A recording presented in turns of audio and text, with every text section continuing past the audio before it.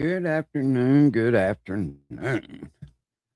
So, as y'all know, I've been kind of trying to keep up with what's going on in Iran, just like most people have been.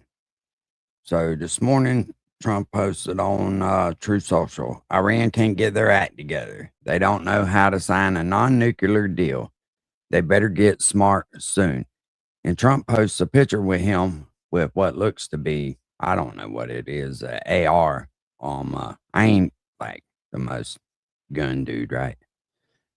But anyways, it shows a bunch of explosions in the background, and so then I go on the internet and I start looking around. Good morning, Josh. I start looking around, and this what Hookstead put out, and then we'll watch a couple press briefings.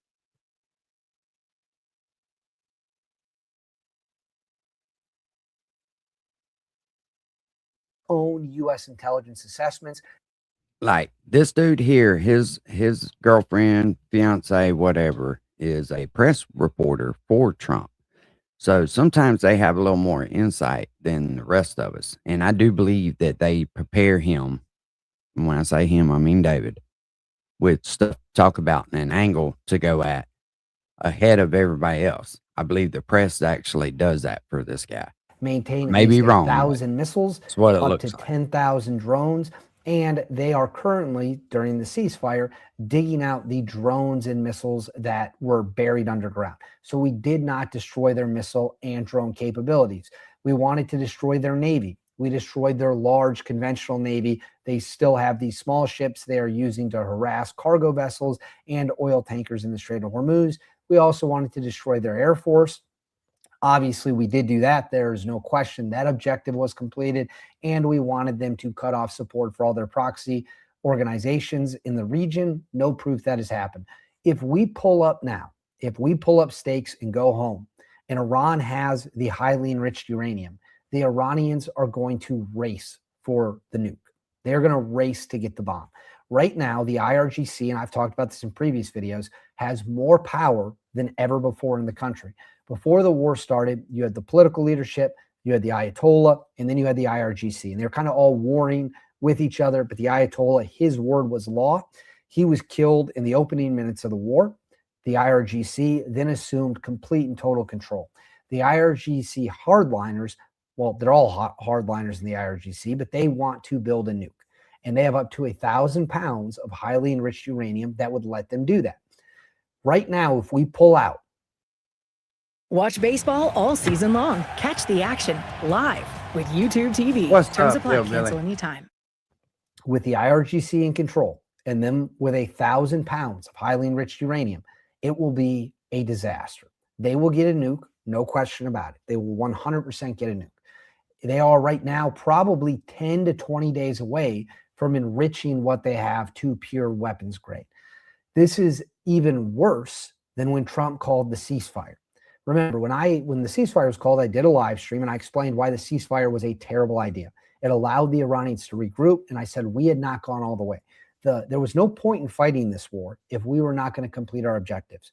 Objective number one, above all else, the most important objective, was to secure the highly enriched uranium.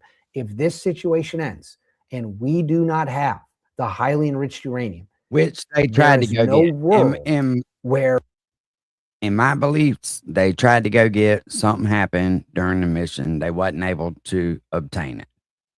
But shout out to them for even trying. we won across the board. Yes, we can say we blew up their Air Force, we blew up their major naval ships, we knocked out a lot of their missiles, we knocked out some of their drones, but we didn't get all of them. We have to finish the job. So what Trump is doing here by asking the CIA to prepare options, at a minimum, it shows that he is considering just saying the war's over, we want to go home. But we're all too smart to fall for that, right? And again, let me know in the comments if you agree or disagree. We have I to disagree. finish the job. We have to get the highly enriched uranium. We can live in a world where Iran has ballistic missiles. We can live in a world where Iran has drones. We cannot live in a world where Iran not only has highly enriched uranium, but now the people who are most pro building the bomb in the country are in complete and total control. So this would be a terrible decision. I always tell you guys, I'm going to tell you what I believe. I'm not going to say what I think people want to hear. I'm not just going to sit here and kiss Trump's ass.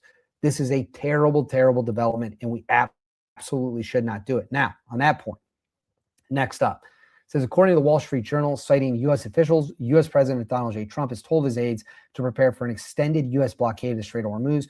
Per the report, President Trump sees pulling out of the conflict or resuming combat operations against Iran as far more risky than continuing the blockade vessels traveling to and from Iran will go ports. right back This news striking follows Israel. reporting that intelligence community was given What's direction up, to Cop assess Top? the How you risk of doing? declaring a unilateral victory and pulling back from the conflict. So now this report is indicating it is very unlikely the United States restarts the war. It is very unlikely we bomb again, but maybe we keep the blockade up. That's risky. That's very risky because the Iranians have no incentive to end the blockade on their end. Why would they? They feel that again, the most extreme people in the country are in control. They want to see this dragged out as long as possible. And that is what they are shooting for. That is what they're aiming for. That is what they want to see. They are willing, in their mind, to eat that pain, the economic pain, the loss of oil revenue, because they think they can do more damage to world global shipping by keeping the Strait of Hormuz shut down, which, as we know, it is now not just blockaded by the Iranians, but the United States is blockading all ships coming from Iran. So this is turning into an unmitigated mess. And there's really no other way to sum it up other than that. It's important to be honest and have a clear mind and clear eyes. At the same time, Trump went on Truth Social and said Iran can't get their act together. They don't know how to sign a non-nuclear deal. They better get smart soon. Again, this is only further reinforcing what I'm saying. The Iranians have no interest in giving up their highly enriched uranium. They have no interest in not enriching uranium. That means you have to end it militarily, which now appears the United States might be getting cold feet and not want to continue this conflict. And that, my friends, would be a disaster of epic proportions. Now, here, it says, according to U.S. Central Command, 20 vessels remain in the Iranian port of Shabarar due to the U.S. blockade of vessels traveling to and from Iranian ports. So there is a little update with the blockade. 20 ships are in that Iranian port. Again, unclear how this is going to play out. The Iranians have started using their oil tankers to store oil. The way it works is you got to get rid of the oil. It's kind of like if you make a drink or you're a drink producer, you only have so much warehouse space. You got to move the drinks out. Same thing with oil. So right now, Iran is pumping oil. They're loading it into barrels, but the barrels are sitting there because the U.S. Navy is at the other side of the Strait of Hormuz. So now they are reportedly loading up old tankers with the oil while they wait out this situation. Nothing would make them happier than to see President Trump declare victory and leave. They would then have complete control of the Strait of Hormuz and be able to ship whatever oil they wanted. Lastly, it says a White House official tells me that President Trump met with oil and gas executives on Tuesday, along with Chief of Staff Susie Wiles, Treasury Secretary Scott Bessent, and the Vice President Vance. The official said the group discussed steps President Trump has taken to alleviate global oil markets and steps we can continue to take during the current blockade for months if needed and minimize the impact on the American consumers. So there are reports here that the White House is trying to come up with some plans to deal with the oil market. So I'll pull this off the screen. So as of me filming this on April 29th, not a lot of good news. Pulling out of this and declaring victory is probably the worst case scenario that we have right now. Probably without question, the worst case. It would give Iran everything they wanted. The regime will have survived. Not only will the regime have survived, the most fanatical people will be in total control of the country, and they'll have all the highly enriched uranium. I really hope this is not what we do. It would be. It's not like they haven't been in total control of the country. They absolutely had been in total control. Why do you think that there's 40,000 of them people, or if not more, dead? Strategic disaster. It would be a strategic failure. But most importantly, I want to know what you guys think. Let me know in the comments below. Please make sure to like and subscribe. As always, guys, thank you very much for watching. I'll see you all next time. Imagine being able to build an app with your name on it just by thinking. Could be preparing for an extended blockade of Iranian ports. And Brian Yennis has the latest from Tel Aviv. Good morning. Dana, good morning. Well, the U.S. blockade on Iranian ports is now in its 16th day. And this morning, the Wall Street Journal reports that President Trump has instructed his aides to prepare to extend this blockade with the goal of collapsing Iran's economy enough to force Iran to agree to a deal. Trump can do a scrimmage per se, for 60 days before he's got to go to Congress, and Congress has to approve the actual war. They're not going to approve it. We already know the Democrats are not going to approve it. So that means that he's going to have to come home regardless. He's going to have to bring our people home. And its nuclear program. Now, the president reportedly assesses that the blockade is less risky than walking away entirely or resuming military strikes, at least for now. This morning, President Trump posted a warning, quote, Iran can't get their act together. They don't know how to sign a non-nuclear deal. They better get smart soon. The post includes an image that reads, no more Mr. Nice Guy, with the president holding a gun surrounded by explosions. Now, Iran International reports that internally, Iran's leaders acknowledge its economy cannot withstand another 3 to 5 more weeks of this blockade. So far, 2 million jobs have been lost. Half of Iran's jobs are at risk. The value of Iran's real currency has dropped 98% to a record low today. Inflation is up 67%, with the price of chicken up 75%, and beef and lamb is up 68%. In the meantime, the U.S. has surged more military assets to the region. Fox's General Jack Keane says military strikes, in his opinion, should resume because this blockade ultimately won't work. Eventually, it could cause an economic collapse, but they don't care about the suffering of their people, in my judgment. What we need to do is finish the objectives in terms of the military objectives that have been assigned to the Israeli forces and to the American forces, and let's finish what we started. Here in Tel Aviv, the Israeli defense minister says that Israel is prepared to renew this war and is simply just waiting for the green light from the U.S. Dana? A great report, and more to come as we go over to Bill at the board. So, Dana, getting the word from the White House just late last night that the president has said we're going to stick with the blockade. Going to stick with the blockade and try and starve economically Iran as we speak today. This is Karg Island. Brian talking about that here in the Persian Gulf. This is the area where Treasury Secretary Scott Bessent said they shut them fucking oil wells down. The world loses 20% of the oil.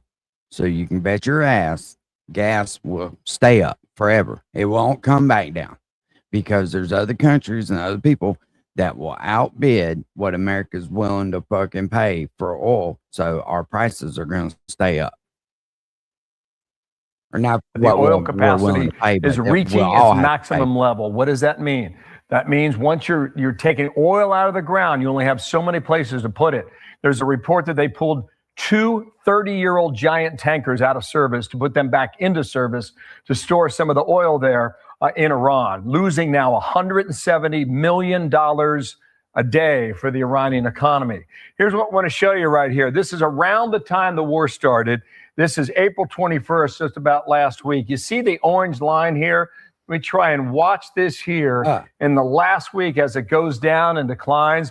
That's the oil output for Iran, and that direction is not the way you want to be if you're running the regime and you want to feed your people and make sure your economy stays strong. This is a port here on the southern coast of Iran, okay? Normally you'd have about 5 vessels a day moored in that sea off the coast of Iran. Today they're well over 20, which shows you that this line right here with the U.S. blockade is working. Nobody in, nobody out. If you're reporting to any of these Iranian ports that run through the Gulf of Oman, through the Strait of Hormuz, and up here through the Persian Gulf, it is a no-go zone, and right now that blockade has worked. With regard to OPEC, in the Middle East, all these countries are members of OPEC, and yesterday, the United Arab Emirates, right, located right here, they say they've been hit more than 2,500 times on behalf of Iranian drones and missiles. And the UAE says of this Friday, May 1st, the end of the week, they're pulling out of OPEC.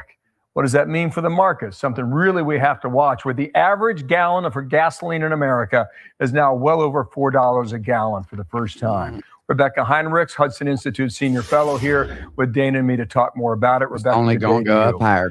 Where are we now when the president has made the decision to keep the blockade there and try and starve this regime? In effect, you're starving the people of Iran too, a nation of 92 million.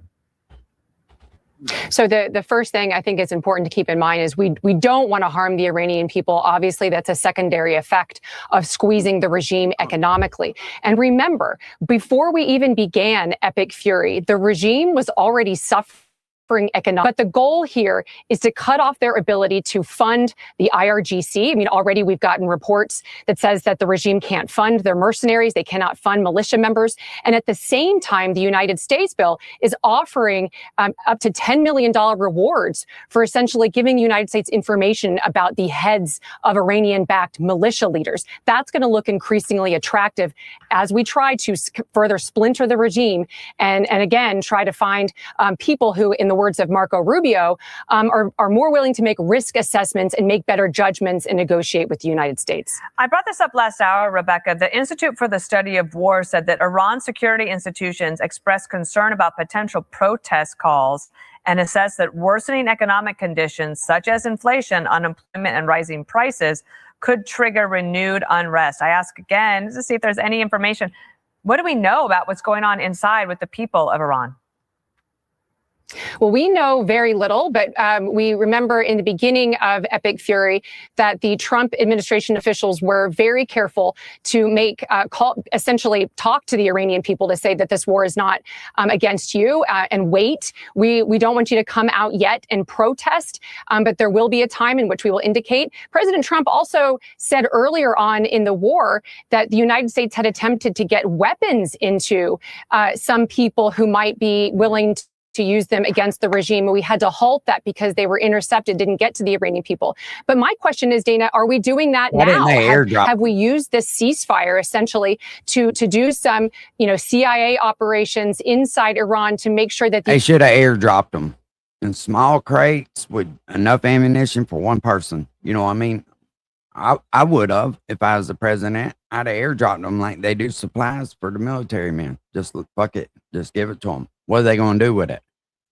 Iranian people are armed because they are going to be a great asset for the United States. It's going to be up to them to finally push over the regime.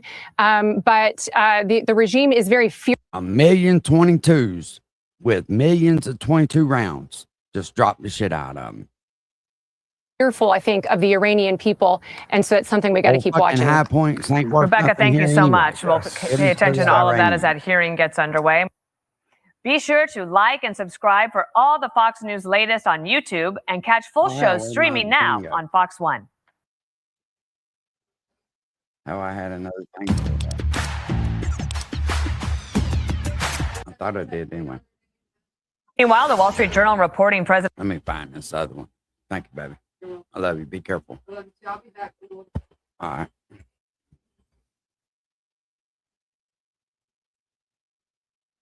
Yeah, I had another current one pulled up. I don't know what the hell I did.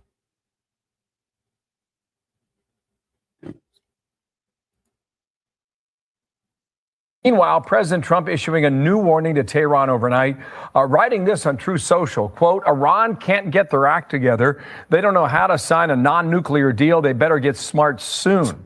Lucas Tomlinson's live in Dubai. I think the timestamp on that message was 4 a.m. Eastern time, Lucas. If that's accurate, he was up early. Hello to you. Up earlier. There's no question after a late night at the White House hosting that state dinner, King Charles and Rory McIlroy, Bill. Now, this congressional panel ostensibly is to talk about President Trump's new $1.5 trillion defense budget that equates to about 5% of the U.S. economy. Back in the Reagan years, the high water mark was about 6%. The low water mark during Jimmy Carter's presidency, 4.5%. So some say this budget increase is long overdue and expect many questions about the 2-month-long war against Iran in the last 21 days under a ceasefire. Now the Wall Street Journal reports that President Trump has told aides to prepare to extend the blockade on Iran that has been in effect for the past 2 weeks. The blockade in Iran's storage tanks are nearing capacity. Bill, it might be forced to shut down oil production in the next 3 weeks with risks of permanent damage. And while the blockade aims to shut down trade inside Iran, its effects also being felt at home as the price of gasoline is now the highest in America in 4 years. Iran feeling the pain too. Its currency has plummeted to a record low, trading at around 1.8 million rials per dollar. And the Strait of Hormuz remains effectively closed. Talks are stalled overnight. A Japanese oil tanker carrying 2 million barrels of Saudi crude transited the strait for the first time since the war started. And more oil could be flowing from here in the UAE after the Emirates left OPEC yesterday, nearly 60 years after its founding. The oil cartel's fourth largest producer, seventh most in the world, choosing autonomy and free markets over the Saudi-dominated cartel.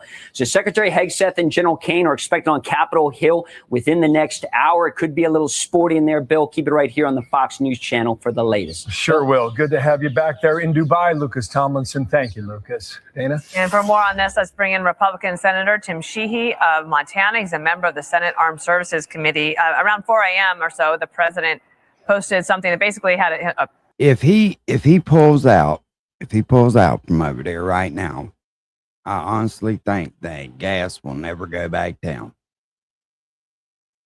If he wasn't going to do nothing, he shouldn't have fucking went to start with. pretty provocative picture and said, "No more Mr. Nice Guy." Before we talk about the hearing today, I want to get your take on where you think things are and what the next steps should be. What we've effectively done now, Dana, is we've debilitated Iran's capability to project power and terror around the region. As you know, whether it's the Houthi rebels, has. In my opinion, all this did was put pressure on people at home financially. This was a waste of fucking time in human lives. Hamas or other proxy groups around the Middle East. Iran has long been the largest state monster of terror. They've also been the largest destabilizing force in the region. They can't push that kind of firepower around the region anymore. Of course, they still have some muscle for the Straits of Hormuz. We're dealing with that now. So now we've transitioned into a phase where it's really going to be an economic pressure campaign. And I think Scott Bessent is of course, been articulating that well. And the president, of course, is applying maximum pressure to finally get resolution to a 47-year problem that America's been dealing with. All right, let's also look at CENTCOM. They put this out in a post saying that prior to the U.S. blockade on Iran, 5 ships were moored and anchored in the Iranian port Charbahar on an average day. Today, more than 20 vessels remain there as U.S. forces cut off economic trade going into and out of Iran during the ongoing blockade. This also from the Institute for the Study of War on Tuesday, saying that Iran's highest national security decision-making body is preparing for a potential protest wave as economic deterioration and social pressure intensify. You know, we've had precious little information and video coming out of Iran about what the people there are going through, to the extent possible without revealing anything that you can't under the law. Can you give us a sense of why the Institute of Study of War thinks that there's about to be a big protest? Well, the reality is that the only economic lifeline Iran has is their oil industry. And of course, the chief beneficiary of that is China. What we've done lately, especially with our own blockade of the Straits, is ensure that that access to oil for the global markets to discounted, sanctioned Iranian oil is, of course, being cut off. And as you're seeing those ships pile up in the ports, what's ultimately going to happen is Iran's oil production is going to collapse, because if those wells don't constantly run, the wells shut down, and starting them is too expensive. They either have to burn off the oil, literally destroy it, as they're running out of storage, or they have to shut the wells down. So we've got them between a rock and a hard place economically. It's incredibly important to keep the pressure on. And I think as that pressure is felt by the Iranian people, hopefully we see the kind of uprising that I think we saw in January, where unfortunately so many of their own citizens were killed by this terrible regime. This time, hopefully it'll be successful. Let's ask you about a different topic. This is one that the Senate and the House have to figure out. On the Senate side, maybe you could give us your thoughts about the FISA deadline. This is for intelligence collection when somebody from overseas might be trying to cooperate with somebody inside our country. Here's what Ron Wyden, who is against a FISA extension, said. The Senate is now delaying a vote on FISA because members are waking up to the fact that this surveillance authority is too dangerous to hand any president without new reforms. When it comes to reauthorizing Section 702, I'm here to offer the judgment that the only path forward is reform. He's saying that there's a danger in extending it. Is there a danger in not extending it?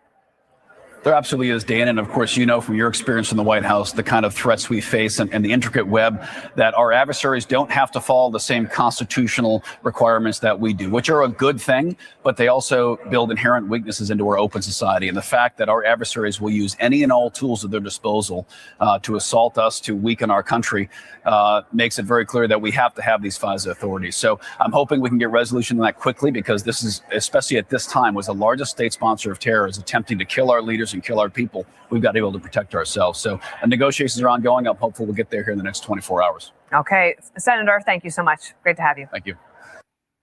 Be sure to like and subscribe for all the Fox News latest on YouTube and catch full shows streaming. Problem is, you don't know what to believe from these fucking idiots. Not just for the world, but very specifically for Ukraine. Russia is trying to benefit from an oil windfall caused by rising prices, and Ukraine is about to do something about it. And it gets worse for Putin. Ukraine is bringing the UK along for the ride.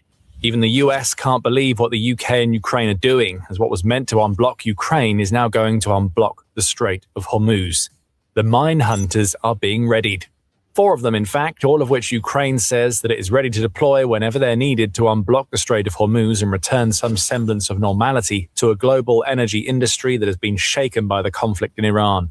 The news came ahead of Ukrainian naval officers attending a multinational military planning summit on April 22nd, which involved more than 30 nations. Ukraine made it very clear that it's ready to help in whatever way it can. Speaking to The Times, an unnamed Ukrainian source laid it all out. The source said, "We are ready to offer everything. There are 4 mine hunters, all in Portsmouth. They can't go to Ukraine because, first of all, they would be target number 1, and secondly, because of the Montreux Convention," the source told the outlet. That gives you a little clue about what the UK has to do with all of this. As for the Montreux Convention, that gives Turkey the authority to restrict or prohibit passage of military vessels from any nation into the Black Sea. Turkey controls the 2 straits that lead into this crucial sea, which has been the naval battleground in the Ukraine war. Ukraine can't send its mine hunters into the Black Sea, so it's ready to send them to the Strait of Hormuz instead. Here's where it gets serious. The ships that Ukraine is planning to send to the Gulf are all purpose-built to deal with one of the key problems that Iran is trying to create in that waterway, and at least one of them has experience operating under the very conditions under which it will need to operate if it does get sent on Ukraine's Gulf-saving mission. Right now, Ukraine has 4 mine-hunting ships that it isn't able to send into the Black Sea. 2 of them are Royal Navy Sandown-class mine hunters that were donated to Ukraine by the UK back in 2023 to strengthen Ukraine's ability to operate at sea. The HMS Shoreham and the HMS Grimsby are going to play a crucial role in Ukraine's coastal defenses once its war with Russia is over. But right now, they're sitting in a port doing not a whole lot of anything. Ukraine says it's willing to change that as it builds on its efforts to unblock Hormuz and turn itself into a major player in the Gulf. The other 2 ships that Ukraine has ready to go are the UNS Melitopol and UNS Mariupol, which were handed to Ukraine by the Dutch and Belgian navies. Like the 2 former Royal Navy ships, those 2 vessels are waiting in port for any opportunity to see any kind of action in the Strait of Hormuz. The HMS Shoreham, in particular, will be a very welcome addition to the solution for the Strait of Hormuz problem. It's been to the Middle East before. Back in 2018, the mine hunter began what ended up being a 3-year deployment to the Middle East, where it was tasked with securing shipping lanes for merchant ships. The HMS Shoreham handled mines that have been placed in deep waters because it has a special sonar that can be detached from the hull and lowered deep into the sea. The HMS Grimsby comes from the same class of mine hunters, so we can assume it has this capability too. And it's here where we see the UK's role in all of this start to emerge. We have the obvious one, of course. 2 of the ships that Ukraine is planning to send into the Gulf come from the Royal Navy. But it runs a lot deeper than that. Both of those ships, along with Ukraine's other mine hunters, are currently docked in UK ports. In the cases of the UNS Melitopol and Mariupol, those vessels are actively crewed by Ukrainian sailors and training with the Royal Navy as they await their deployment to the Strait of Hormuz. There is coordination happening here. The UK didn't just give its ships to Ukraine. It's making sure that Ukraine can use them. So when Ukraine is ready to send 4 mine hunters into the Strait of Hormuz, it isn't making empty promises. It knows those ships and their crews are ready. The UK has made sure of it. Adding to the UK's involvement, the deployment of Ukraine's 4 mine hunters would most likely come as part of a joint UK and French effort to unblock the Strait of Hormuz. That's what the April 22nd meeting was all about. Leaders from over 30 nations met to discuss what military assets they could dedicate to the Gulf to ensure the Strait of Hormuz is reopened. Whatever mission is arranged will be strictly peaceful and defensive, UK Prime Minister Sir Keir Starmer has declared. Out of the 30, Ukraine was the first to declare its intentions even before the meeting took place. Ukraine wants to be a key player in solving the Gulf crisis, but for Putin and Russia, the real problem is that Ukraine is playing the long game. Clearing the Strait of Hormuz damages Russia's war effort. Stick with us to find out why. First, there's a caveat to all of this. The Ukrainian ships, along with the joint UK and France-led mission, will only head toward Iran when Operation Epic Fury ends. Neither the UK nor France wants to send ships into the Strait of Hormuz while there is a likelihood of the Iran war continuing. The risk is too great for the ship's crews, as they would end up engulfed in a war zone stemming from a conflict between the US, Israel, and Iran. Plus, it seems that all nations involved want to tread carefully around any potential interpretation of their actions that could lead other countries to claim they're supporting the US directly in its war. So the mine hunters don't sail until the conflict in Iran is over. As for when that will be, just say it's all to be determined. The initial truce between the US and Iran was set to expire at around the same time as Ukraine met with the 30-plus nations that are ready to keep the Strait of Hormuz open. That appears to have changed now. On April 21st, Reuters reported that the US had announced that the truce was being extended indefinitely to allow the US and Iran more time to negotiate a potential peace settlement that could bring an end to Operation Epic Fury. The problem now is that peace talks don't really seem to be going anywhere. On April 25th, PBS reported that the latest round of talks between the US and Iran appeared to have failed. Iran's top diplomat has already left Pakistan, which is where talks were being held, and US President Donald Trump has also claimed that he has told the US envoys not to travel to Islamabad. Trump has claimed that sending envoys into other countries is a waste of time when all Iran have to do is call. Iran's Foreign Minister Abbas Araghchi has also suggested that the talks aren't going particularly well. Shared Iran's position concerning workable framework to permanently end the war on Iran. Have yet to see if the US is truly serious about diplomacy, Araghchi said on social media. Right now, it's looking more likely that bombs will start dropping again than that the US and Iran will reach any sort of agreement. So for now, Ukraine's mine hunters will have to wait, along with the joint mission to the Strait of Hormuz.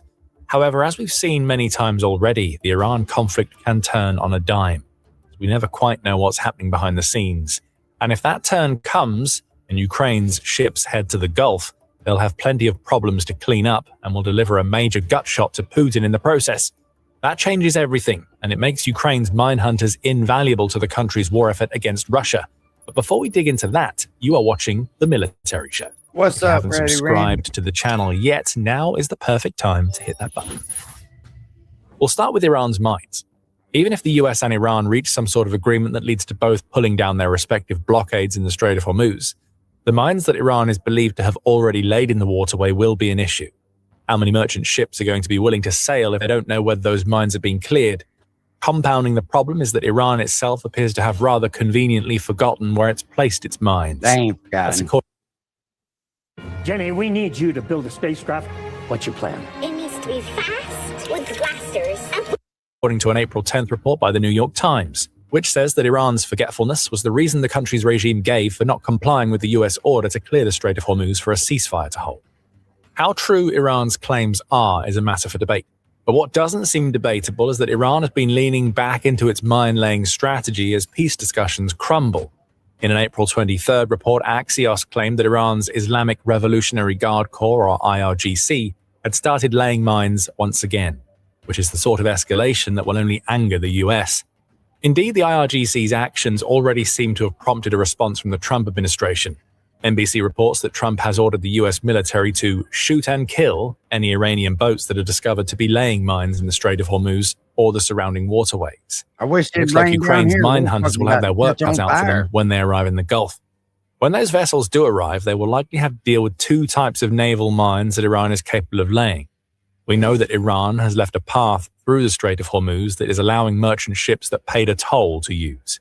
Iran also has its own ships that it wants to get out of the waterway so that it can sell the oil it produces to its customers. As for the rest of the strait, it's likely been laced with Maham 3 and Maham 7 mines. Neither of these is like the types of naval mines that you might expect Iran to be using. Rather than requiring a ship to make direct contact before they explode, both use a combination of acoustic and magnetic sensors to detect when a ship has come within range. If those sensors trigger, the mine detonates automatically. In the case of the Maham 3, that means a 300 kilogram or 661 pound warhead that can be submerged up to 100 meters or 328 feet below the waves will tear through a ship's hull. The Maham 7 is a little less powerful at 220 kilograms or 485 pounds. It's also designed for use in shallower waters, and it has a conical shape that is supposed to make it resistant to sonar. Both are dangerous. And despite the attrition caused to Iran's navy, The Guardian reports that Iran still has between 80% and 90% of its small boats and mine-laying vessels that it can use to lace the Strait of Hormuz. So it's clear that Ukraine sending its mine hunters into the Gulf will prove invaluable for commercial shipping.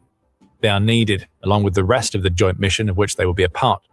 Plus, the detachable sonars in the ships Ukraine received from the Royal Navy could end up proving essential for dealing with the Maham 3 mines that are lying somewhere below the surface of the Strait of Hormuz. Simply sending its ships will be massive for Ukraine and its global reputation, as you'll soon discover. But right now, there's one man who is furious about this news. He is a man who has watched the situation in the Gulf with glee because it's led to oil prices rocketing up and more demand for his country's oil than there has been for a long time. That man is Putin. And he is livid about Ukraine's plans. The war in Iran couldn't have come at a better time for Russia, as 4 years of war with Ukraine have left the country's war chest on the brink of running out. The war has been an economic gift for Putin, Chatham House declared in an April 10th piece, as it notes that the blockade in the Strait of Hormuz has reversed the good work being done by sanctions that have lowered the Group of 7 price cap on Russian oil to $46 per barrel. That cap, combined with what seemed to be a more stringent response to Russia's shadow fleet tankers, was taking effect during the first couple of months of 2026.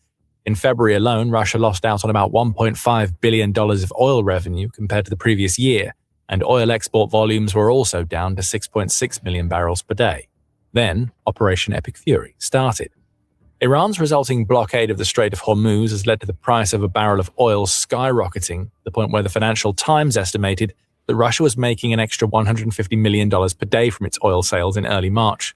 The war-saving windfall that Putin was desperately hoping for had arrived, and Russia has been trying to milk it for all it is worth.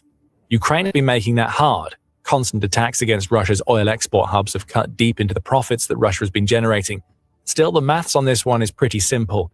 The longer the Strait of Hormuz remains closed, the better it is for Russia's oil sales. Now, Putin has to deal with Ukraine taking an active role in the Strait of Hormuz. Even if the blockades ended today, Russia's president would still be hopeful of squeezing plenty more out of the energy crisis due to the mines that Iran has laid. Iran certainly isn't going to help clear those mines. With Ukraine joining the effort to do so, the Strait of Hormuz will be made safe just a little bit faster than it might have otherwise been. The price of a barrel of oil will drop. It won't be long after that Russia will find itself right back where it was at the beginning of 2026. Putin will also be frothing at the mouth about the symbolic message that Ukraine's move sends to Russia. Ukraine hasn't been able to use its mine hunters in the Black Sea. Turkey has made sure of that. However, Turkey's blanket ban on warships passing through the straits that it controls has also meant that Russia isn't able to replenish its ailing Black Sea oil right now is trading around $116 to $119 per barrel. That is fucking crazy. That fleet has lost about a third of its ships and has been forced to withdraw from its Crimean headquarters, all because Ukraine found ways to wreck it without needing traditional ships. Missiles, drones, and unmanned surface vessels have made Russia's fleet a near non-factor in the Black Sea. By sending its mine hunters to Iran, Ukraine is telling Putin that it doesn't need them in one body of water that impacts the Ukraine war more than any other. Turkey's decision doesn't matter. Ukraine can hurt Russia's war effort by sending its mine hunters thousands of miles away, leveraging a capability that Putin never expected Ukraine to have when he launched his invasion. It doesn't even need ships in the Black Sea to make Putin's fleet useless. Ukraine has naval power that it can deploy all over the globe. That brings us nicely to what Ukraine's move means for Ukraine itself. Ukraine doing all of this alongside a collective of European nations can't go ignored. This is Ukraine conducting a transition from aid recipient to power player that can work alongside its allies to have a true impact on the global stage. Russia ended up creating a military monster with a special military operation that was supposed to last a few days. And Ukraine is using that fact to build deeper ties with its European allies than ever before. And although it's unclear exactly how the mission that Europe's nations are planning will work alongside the US forces in the Gulf, especially after Trump branded NATO a paper tiger and told the organization to stay away from the Strait, Ukraine's willingness to send ships will likely play well in the US. Trump's messaging has been mixed when it comes to the Strait of Hormuz. Sometimes he says that the US doesn't need or want help. Other times, as we saw earlier in April, Trump is laying down deadlines for Europe to get involved. As of April 24th, Trump was claiming that the US had total control over the Strait of Hormuz, even as Iran said that it had seized 2 container ships. It's clear that there is still chaos in the vital Gulf waterway. Ukraine sending its mine hunters into the mix, along with European ships, and perhaps a US peacekeeping effort, would lead to that chaos subsiding. And that's what it's all about for Ukraine. If the Strait of Hormuz reopens fully, Russia is hurt because the oil prices go down. It's all part of the attritional strategy that Ukraine has been waging against Putin's forces for years, only it's being done on a scale that nobody could have ever anticipated. Putin thought that he would be able to keep the Ukraine war contained to a regional affair. Ukraine is making the war global by tackling problems thousands of miles away from its own territory, I just read all on, to hurt on Russia and strengthens the sort of alliances that make Putin's plans for Europe worthless. And then there's Ukraine's newfound position in the Gulf. Decade-long defense deals have been signed between Ukraine and several Gulf nations. Ukraine's commitment of mine hunters to the Gulf region will only deepen the cooperation between the country and its new partners, as well as damage Russia's influence in the Middle East. Unexpected alliances have been formed, and Ukraine is setting itself up to be a major player in the Gulf for years to come. This is a bold move, and you can find out all about it by watching our video. And if you enjoyed this video, remember to subscribe to The Military Show so you can keep up with the latest moves Ukraine makes to turn itself into one of the world's most influential military nations. And thank you, as always, for watching. I don't know, it just ain't a good look, man. I wish they'd do something one way or another, but I guess that's part of the name of the game, ain't it? Sit around and hurry up and wait. Hurry up and fucking wait.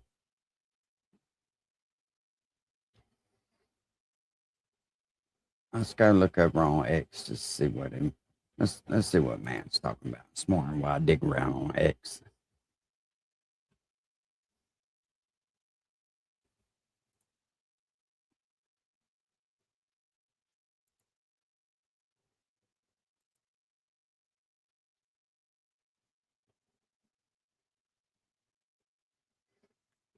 Has he even been on today?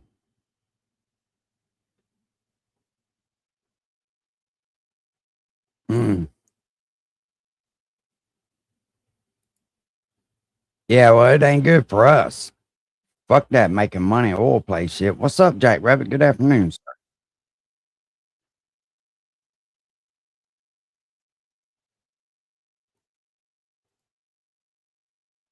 Mere news. In fact, I want you to take a look at this. Folks, according to recent polling from Harvard and Harris that just came out earlier this morning, right now, Republicans and the Democrats are polling going into midterms in a dead 50-50 tie. What's more, support for the Republicans is actually surging right now. +1 over the last couple of weeks amongst registered voters and +2 for the Republicans amongst likely voters.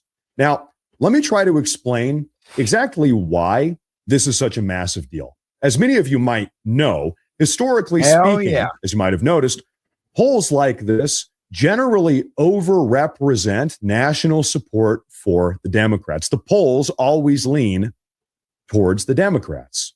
And actually, based on that trend, it's actually expected that the Democrats going into midterms need to poll 5 points above the Republicans in order to successfully swing the U.S. House of Representatives over to being under their control.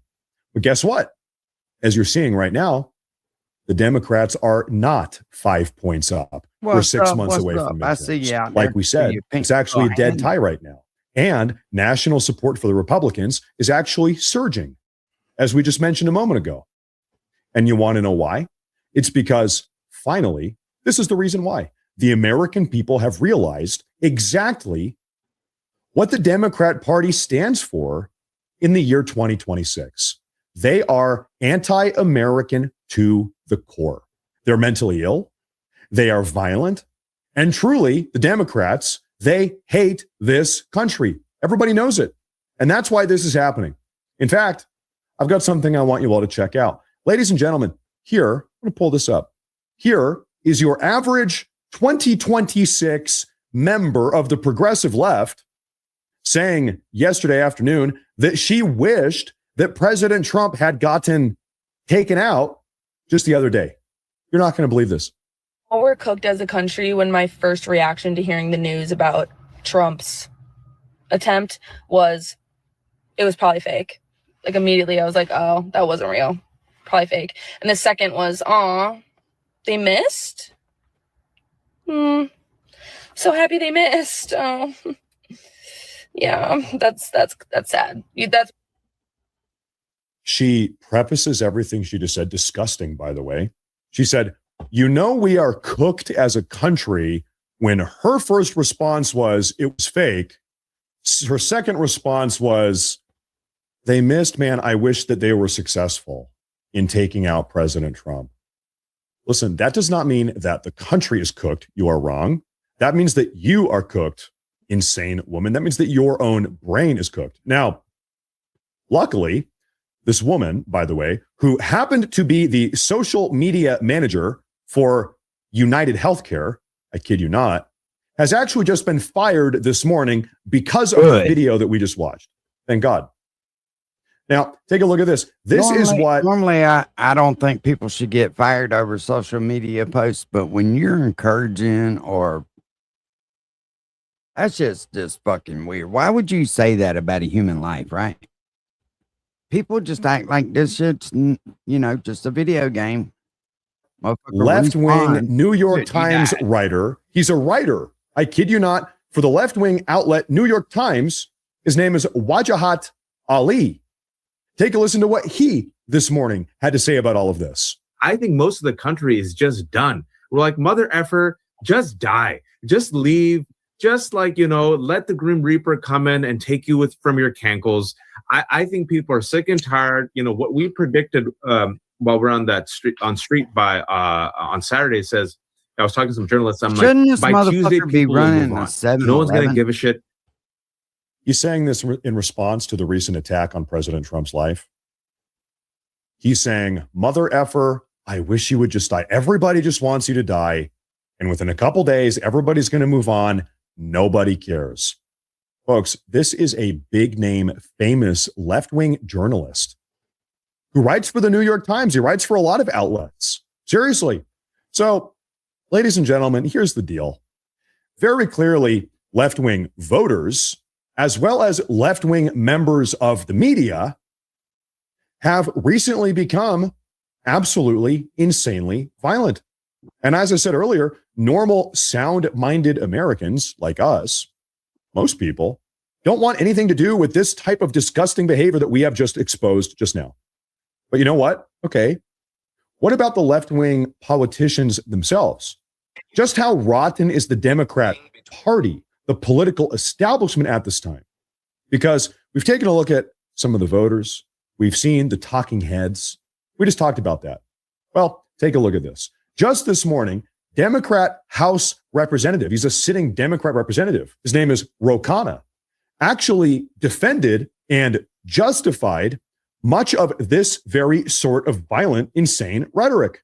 In this case, the rhetoric that he defended, Ro Khanna defended, came from none other than infamous far-left podcaster. You might have heard from him, a guy named Hasan Piker. Take a look at this. Okay, here's Hasan Piker and some of the things he said.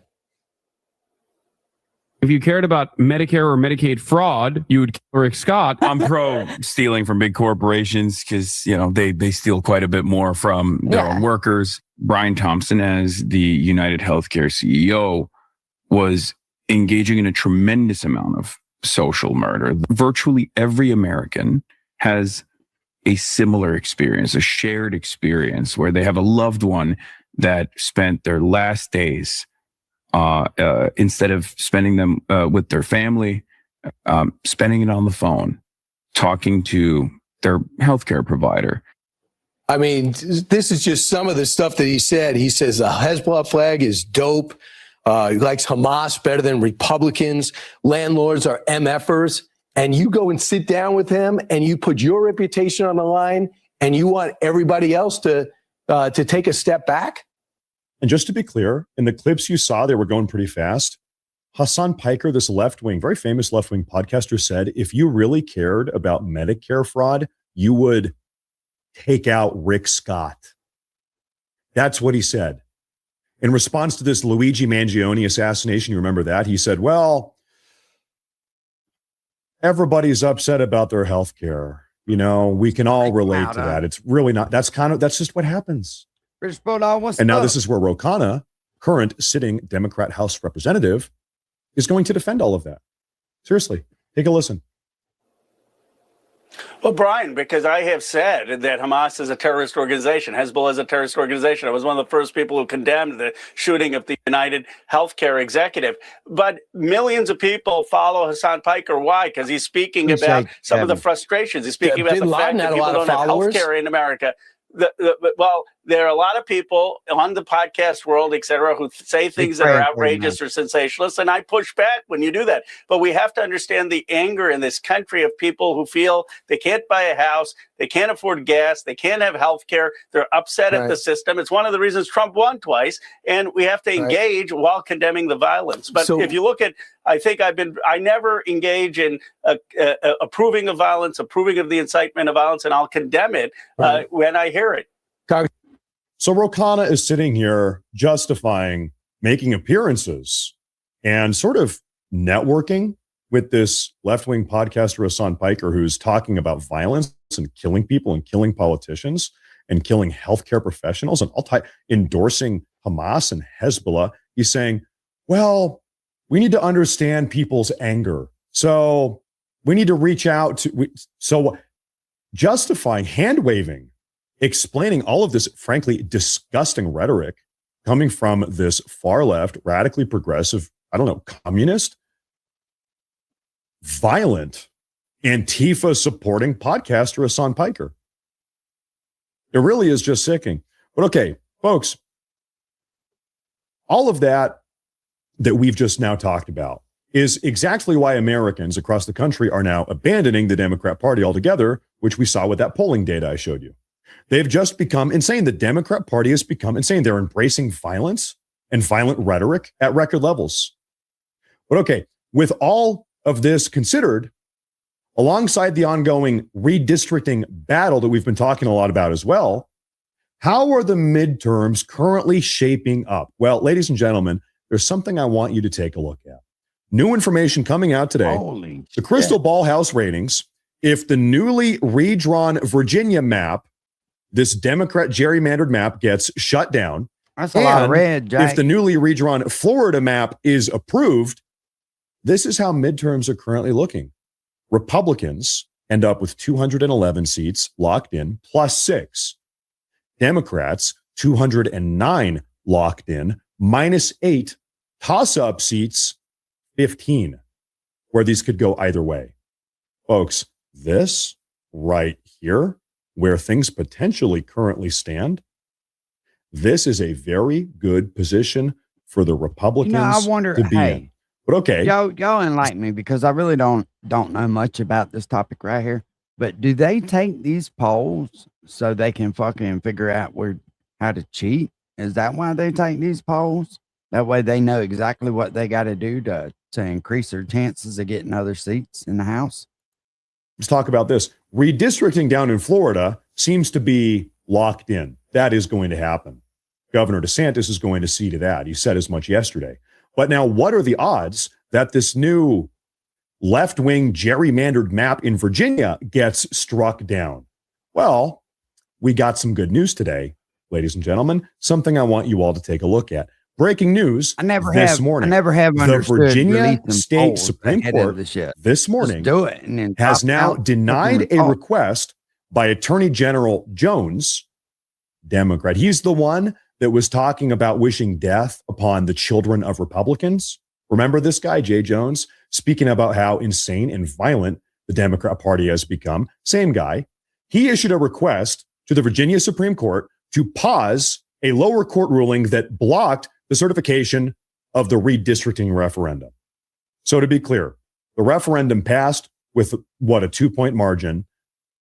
A Virginia state court got involved and said, no, this is illegal. You cannot enact these new gerrymandered districts. Attorney General Jay Jones got involved and said, hold up, we actually want to go ahead and lock in these new districts. Supreme Court, what do you say? The Supreme Court said, no, we're not going to allow you to lock in these districts until we, the Virginia Supreme Court, are done figuring out what we want to do with it. So this is not the complete and total victory here, but this is yet another shutdown of the far left in Virginia. The Supreme Court is still saying, listen, we are deliberating here. They had oral arguments yesterday. We're not going to allow any changes to be made until we say so. That's the determination coming from the Virginia State Supreme Court this morning. And now, of course, over in the White House, President Trump is still working his own magic, getting into midterms. In fact, take a look at what President Trump himself posted just this morning as well. He said this, you're going to like this. America's elections are rigged, stolen, and a laughingstock all over the world.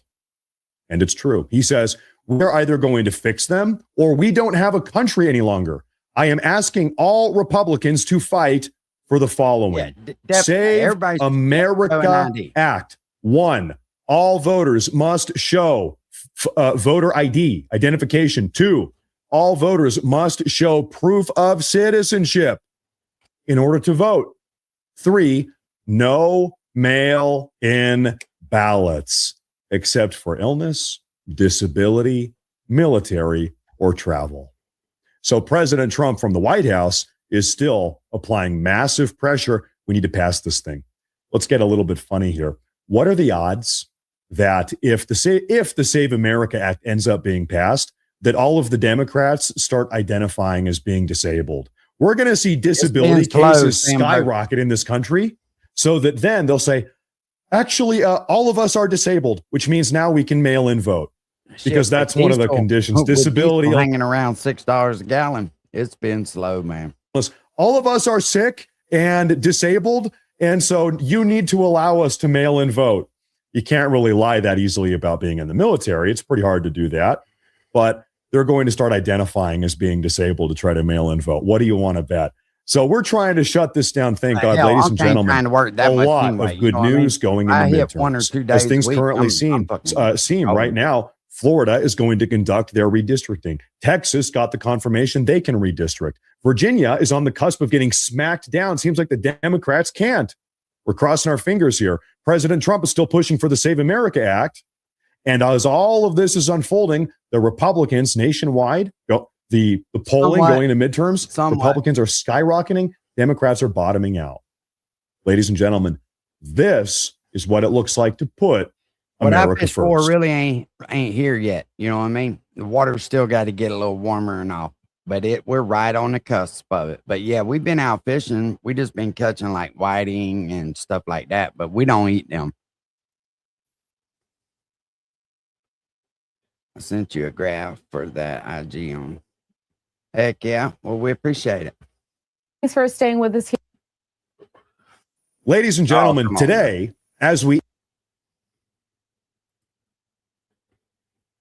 Ladies and gentlemen, for months now, we've been saying here on this show that 2026 is going to be the year that all of this left-wing fraud and corruption finally gets shut down. Well, guess what? Yeah, me too. Folks, today, I've got some good news for you. I want you to take a look at this. Breaking news this morning, a massive federal operation is unfolding this morning in Minneapolis as part of a sweeping fraud investigation into largely Somali-owned businesses.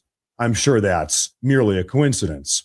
The FBI has raided over 20 individual locations, including child care centers, now 24 individual locations, I believe. Officials say 22 individual search warrants were executed this morning in Minnesota, this lovely Tuesday morning, emphasizing the case is not tied to immigration, but rather fraud, abuse, and corruption.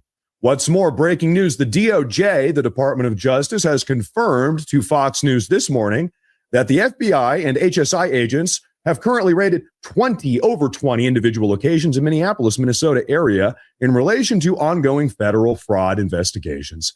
There you have it. Everybody say thank you, Nick Shirley. I think without him going undercover, exposing all this stuff, frankly, this probably wouldn't be happening. Sources tell Fox the locations are largely Somali-linked businesses. Once again, I'm sure that's just a coincidence, including the infamous Quality Leering Center. Well, I am just shocked. The Leering Center, the Quality Leering Center, was engaging in fraud? I'll be a monkey's uncle. I'm told these are court-approved search warrants being served and that they are tied to fraud, not immigration enforcement. Fox is told 22 search warrants were executed in Minnesota this morning. Folks, pause. Keep in mind, in order to get a search warrant from a judge, in order for a judge to sign off on a search warrant, the FBI and the HSI in this case have to present evidence and proof, something of substance, indicating that fraud was carried out at this location. Warrants don't get signed off on for no reason. So the fact the warrants, 22 of them, were signed off on, yeah, something is up. Between you and me, yeah, something is up here.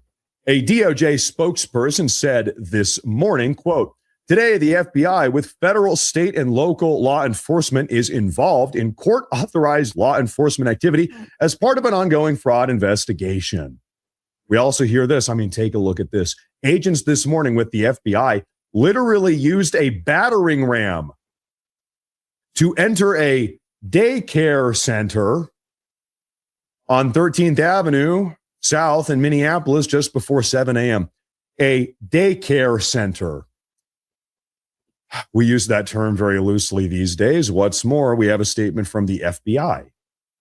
The FBI is committed to keeping our communities safe, and we're working every day to accomplish this mission, they say. This morning, FBI Minneapolis, with support from federal, state, and local law enforcement partners, conducted court-authorized law enforcement activity as part of an ongoing federal criminal investigation. That sounds beautiful. Federal criminal investigation. It's music to my ears. I'll say it again. Federal criminal investigation. That is exactly what we want to see insofar as this stuff goes. I can't believe they let that shit go on like that. I can't hear no more about that shit, though. That shit just aggravates the fuck out of me.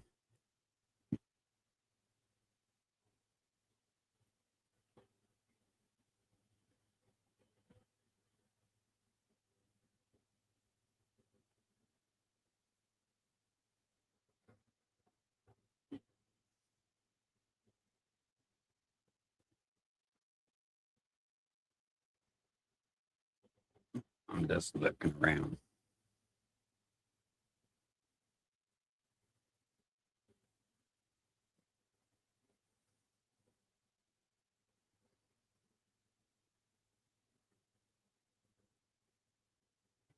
Let's go check on my crazy cousin while we ain't doing shit, shall we?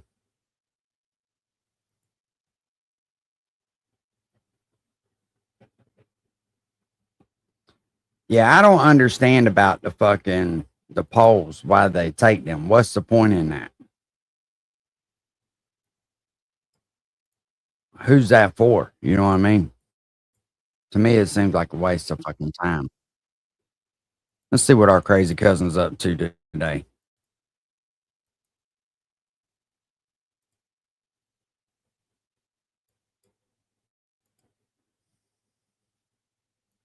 Just hit her, Carl.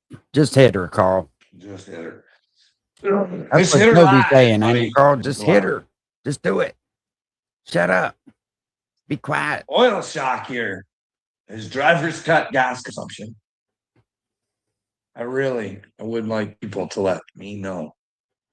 I think people are stupid. I seen you out and they there. got us You look like you're confused doing and pretty we good. don't know what we're supposed to think. Because if ever in the history of time, gas should be at an all-time low, it should be right now. You guys don't get it. It's our gas. It's ours. It's made in North America. Canada, you're really dumb because you don't have your own refineries. But so how is it that our gas has gone up so high? And That's a pretty fucking the last place where video you I out there, heard, I think top. Donald Trump Sure, said dude. until November. So if you guys are pumping out more oil to other people, that should bring it down even lower. What happened to Venezuela was to get the oil down. So what the fuck does Iran have to do with the oil prices in America if it's America first? If you guys are to provide and we are to provide for ourselves first, how is it our gas prices change? Well, first of all, there's a little problem, Carl. You are not America. See, so when you say R, that R doesn't pertain to you. You're Canadian. There's that. This dude really thinks he's American. Doesn't seem. I could see the price of the items that are imported that the Strait of Hormuz is actually affecting, which You is know what I mean? gasoline. But as far as our gas, nothing has changed on our part. It's just we get Carl, yes, it has, man. You got millions and millions of barrels of oil leaving here going to other parts of the world. Yeah, it's changed, dude. mesmerized with all the stupidity, and That's when I say Carl doesn't do his research. That's what I mean. He doesn't think deeper into it. All he sees is surface level stuff. and we agree to pay an all-time high price for fuel when it's drill baby drill, right? It's America first.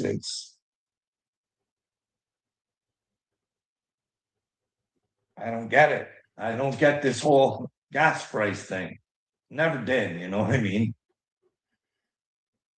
You know, it affects the cost of our food, it affects everything with the transportation and everything. So, I mean, Donald Trump wouldn't be like, these greedy fucks, they just love making money off war, right?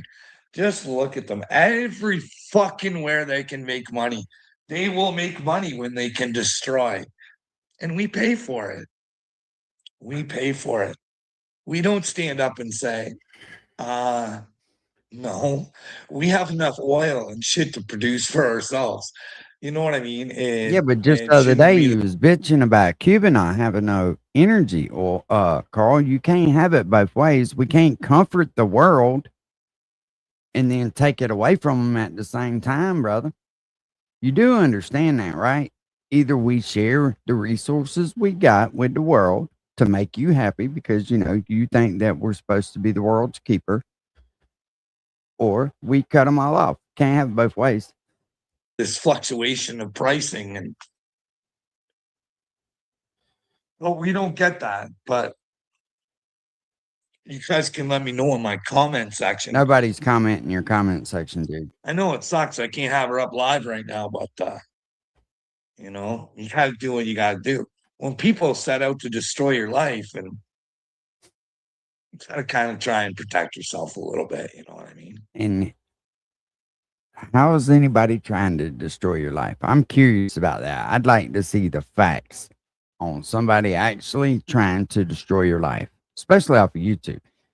And if you're saying that by somebody responding to a YouTube video of you is destroying your life, it's time for you to get the fuck off of YouTube, bro.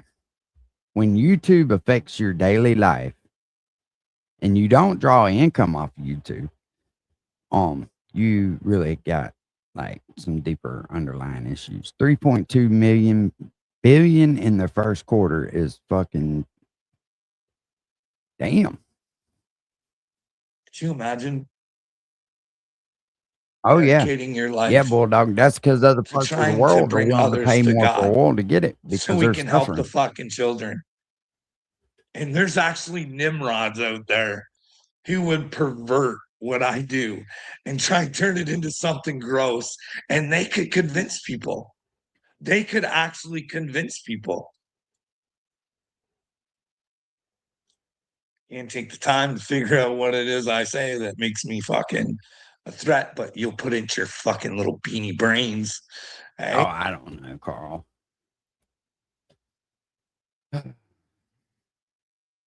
He doesn't get it, does he? He just doesn't fucking get it. I ain't even gonna play it. I was gonna play it, but I ain't. Don't like what you see. Don't like what you see.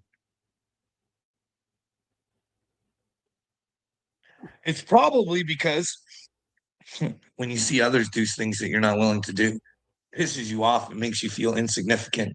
Because if I was somebody and I had to wake up to the fact that the children are in trouble, and I actually committed my life to a job to help children, and fucking found out I just wasn't. I was just part of a fucking stupid system that just fucking hurts people. But then Carl, again, how are you helping the children, man? Help me understand how you're helping the children right now, please. I mean, you want people to respond to you in your comments and ask you questions. Enlighten us. Show us how you're helping anybody. What you're doing is not helping anybody. And how you come to the conclusion that it is weird as fuck. they do good work too. You know what I mean? You know what I mean? There are kids out there that do need to be fucking saved and helped and fucking.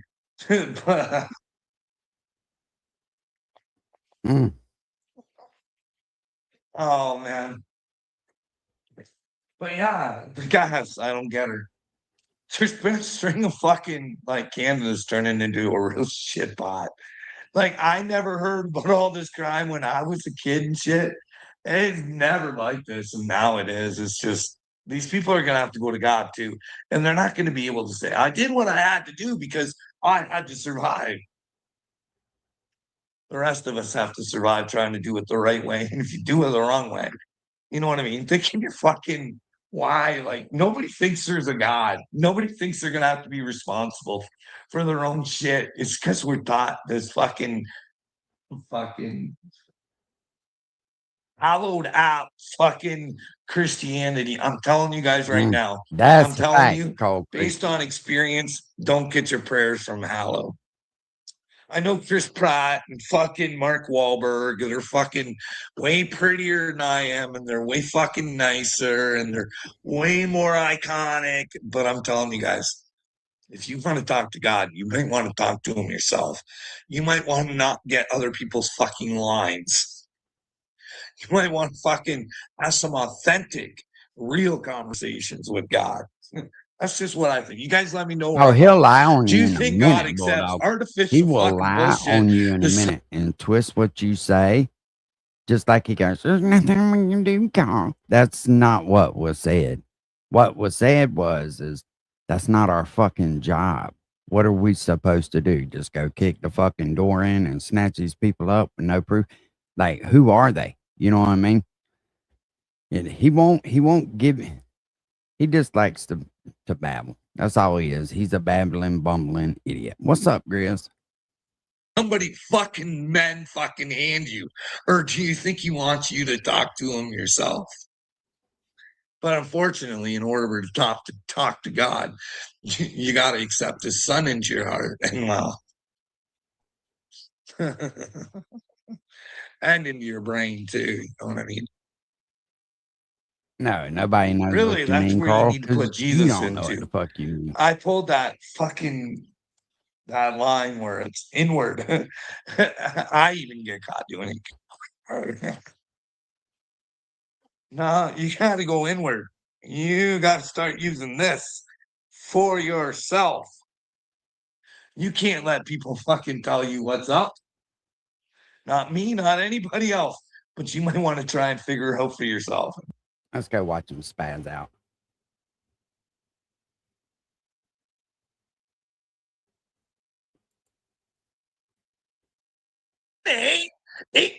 And fucking stupidity. And it is fucking everywhere. Everywhere. Everywhere. But he thinks they fucking know everything, and they will destroy you if they think you're fucking wrong. They won't take a look at what you're doing. Because today, Carl gets a special time out today. Yay, I get to leave the house, and I get to justify my fucking existence to be around fucking children. William Swanson, you get to go to God, you motherfucker. You sick little fucking pedophile protecting motherfucker. You get to go to God wanting to fucking destroy me, you little bitch. You get that? You get to do that. Stay the fuck off my phone, you little bitch. Stop trying to contact me. Stop fucking trying. Fuck, man. You get to go to God with this shit. You fucking retard. I've been out here for fucking years fighting for the fucking Cold children Creek, and myself. bro, I want myself better too. I had been seen it. And like I said, I'm not going to harp on the shit, but you always want the best for somebody, man. And, I have for a long time. I've wanted the best for him, and I hope he figures it out, dude. And I'll tell you, not a lot of people get those opportunities, man. And to watch somebody squander it away is kind of rough. You know what I'm saying? It's hard to watch, for sure. But that can fucking, you can't do that. You can't ask for help around here because every time you fucking do, someone wants to smash you because they might find out they're the reason you need fucking help. And they don't know that they need help because they're sick in the fucking head. And they just fucking, I hate this fucking place. Potential, what's happening, baby? I fucking hate this fucking, see what you fucking filthy, dirty, disgusting fucking humans, Morning, Dale. you vile motherfuckers do to each other. You want to destroy me and make it so I can't be around children? Guess what, Swanson? You got your fucking wish, motherfucker.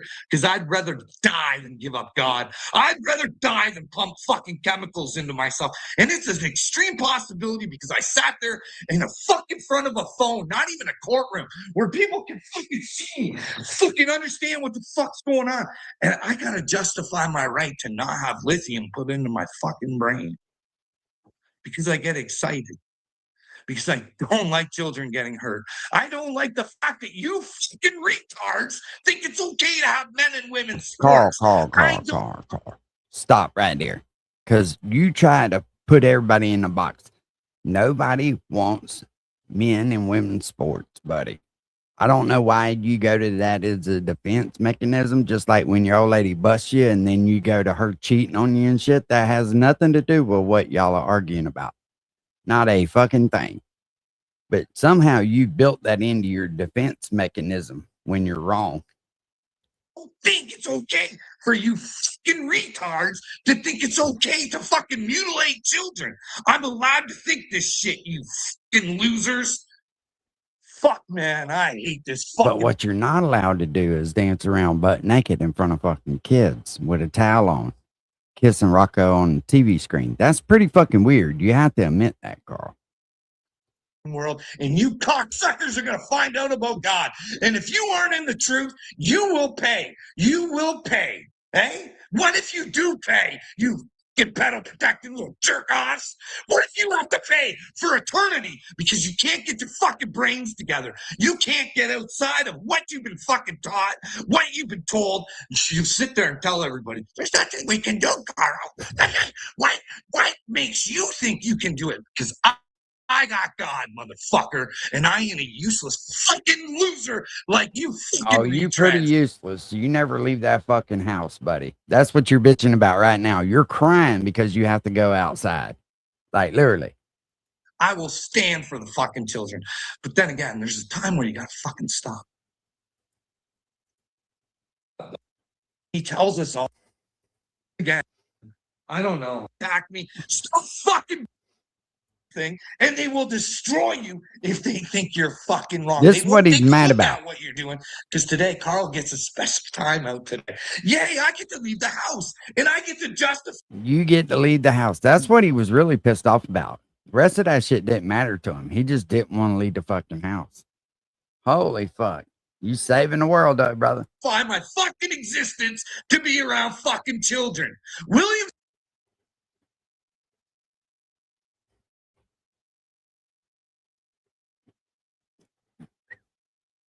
I like it when Joe gets on his ass. Y'all like that one?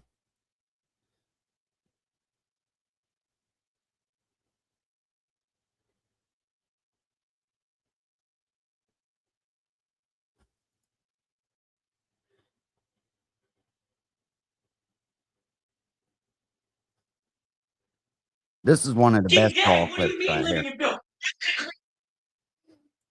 He is so sassy. Right. Go ahead. Come on. So you're going to keep.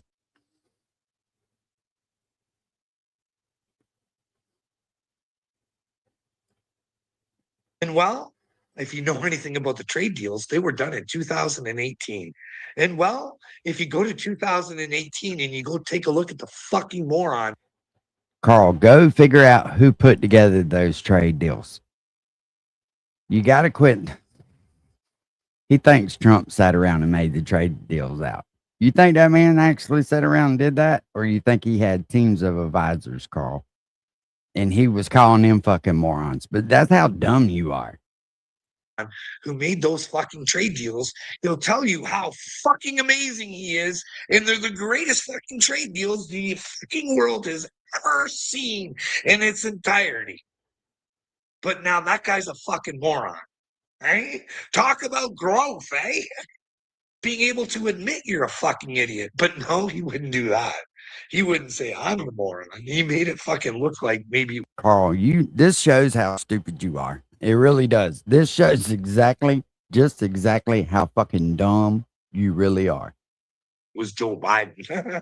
Like Joe Biden's already fucking, like you guys should have caught on about the fucking paperwork. Deemed incompetent. That's why she sneaks out on him every week. James O'Keefe came out, told you guys there was a fucking diary, his daughter saying bad shit. No one fucking cared. James O'Keefe got raided. Do you think that people really didn't care, or do you think that it just didn't hit the press, so you think people didn't care?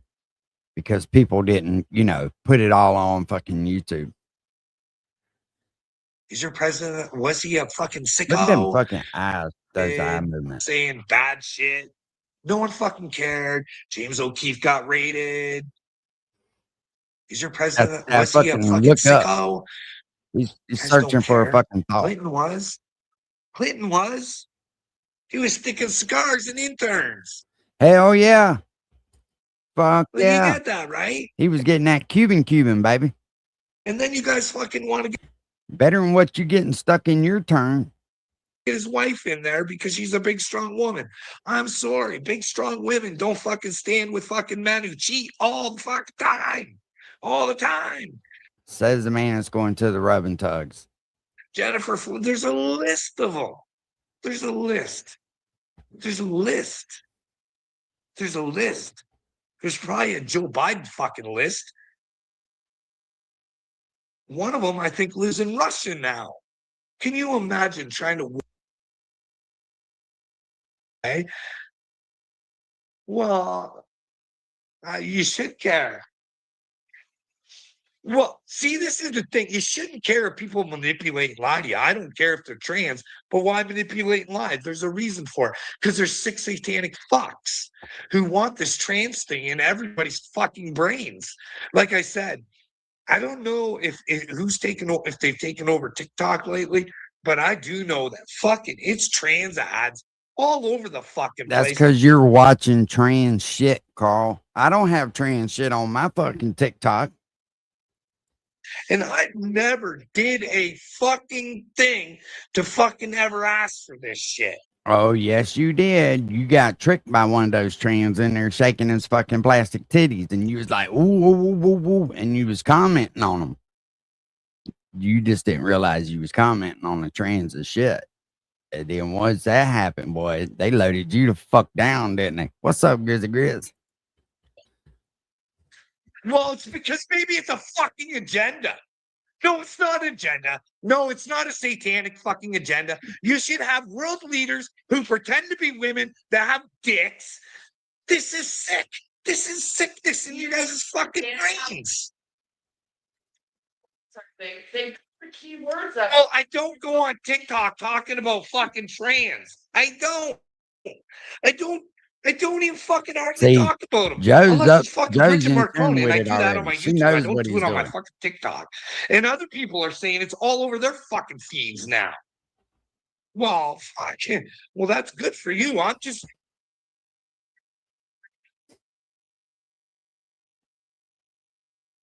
Yeah, maybe you have, and you're just more accepting of it. I'm not smart enough to know what I'm looking at. Well, I don't know, Joe. I don't think you are smart enough to know what you're looking at. I think a lot of the world isn't smart enough to know what they're looking at. Because if they knew what the fuck This they were looking motherfucker at, really they'd do honestly something for the thinks he's fucking the children. smartest one in the room. Get a little high, a little bit more. No, this is satanic. This is satanic and doesn't want to face the problem. You won't sit down and tell me where any of the shit I say is wrong. You know, because there's no point. There's nothing she can do. No point. No point in talking to me. No point in talking to me. Doesn't make a difference. She's never had a conversation. Yeah, Carl, she's actually right. There is no point in talking to you about it because you're not going to do a fucking thing but sit there and cry. You're going to turn on your camera and cry to everybody on YouTube and swear up and down you're saving the whole fucking world. And you ain't doing shit. That's why he hates me so bad, is because I'll tell him he ain't doing shit. Burst No, see, you bring me proof, but you don't allow me to bring mine. That's the fuck problem. Like, I'm willing to listen to you. I get to listen to you, but then that's gospel. That's the gospel. There's no way there's a trans agenda coming for our fucking children. There's no way that fucking men should just be in women's sports. That's not proof. I wasn't trying to at midnight. I actually like Cashville, man. I really do. Cashville, he's got a good heart. His heart is in the right place, but girl, why would you hide who you are? Why? Why is it your business? Well, because they made it our business, or we're leaders. You should ask who's running the fucking world. She is these folks. Yeah. She is okay, so if she's willing to manipulate the world, that means he's willing to manipulate the world. Well, what if they're into okay, so what if the Rothschilds who like fucking, well, family fucking, they like incest? What if well, what do you mean it's not my fucking satanic fucks running the world and it's not my business? Like, this is why the world's fucked. Because Satan's got you all by the fucking brains. No. I can't live like this anymore. No. I He can't doesn't fucking wanna live see with that fucking stuff. no brains who don't give a fuck what's coming down the fucking future for them. They won't take a look. No, I'm the fucking idiot. Yeah, okay, let's talk about living in this house with you, Wyatt. Everything I have ever gets fucking stolen. At least I'm not a bigot. Where am I a bigot? Where am I a bigot? What do I say about transgender people? Don't hide who the fuck you are. Hey, don't be a fucking man playing in women's sports. Sorry for my bigotry, people. Fuck, man. This fucking place is a fucking clown show. A fucking clown show. A clown show. No doubt about it. Fucking people need to wake the fuck up. Because don't be surprised if fucking you want to whine and cry because, oh, I didn't know there was a God and I needed to fucking do the right things and fucking pay attention to my fucking reality and my fucking children's and grandchildren's fucking reality. So fuck, hey, I could show her right now, Klaus Schwab saying, it penetrated the government. See? She don't care. So when she gets what she gets, because she didn't care. yes, because I'm gonna get anything something different. Okay. See? There's no God. There's no being responsible. Perhaps it's like you son is negative bullshit on YouTube. That's it. Well, I focus on problems because if you don't focus on problems, you can never fix them. You can't fix So them if anyway, nobody's buddy. willing to show me where there's not a fucking problem, because I always say, hey, show me. Show me. Well, that's the thing. Maybe one day losers don't come on my channel and I can talk to people and we can actually find a way to change things. Well, I don't want normal people. Fuck, you guys are normal. I don't want people who want to protect pedos. That's not what I'm looking for. Well, you are. Okay, I defended 6ix9ine. No. Oh, if you apologize for it, he's a fucking dirty, disgusting pedophile. See, this is a half truth. This is a half truth. This is his story. Because I never ever say if anybody touches a child, it's okay. I think that if you guys get that, He said all that shit about touching his cousin, so he's fine now. no, Knock on no. stupid. What I said is if you're gonna come to God, Why don't you shut your fucking mouth and let me explain? You've explained how I'm horrible and I'm a pedo protector, so I'd like to be able to. Because you are. You are. I will prove it. I will prove it. Go look into Bill Gates and tell me what the fuck. Bill Clinton. Because they run the fucking world. Like, you don't get it, right? You fucktards. You're all fucktards. How does Bill Gates run the world? Can somebody please explain to how Bill Gates personally runs any one of his world? Please. Okay, I still haven't talked to my Kanye thing. Well, sassy head shake. Gates.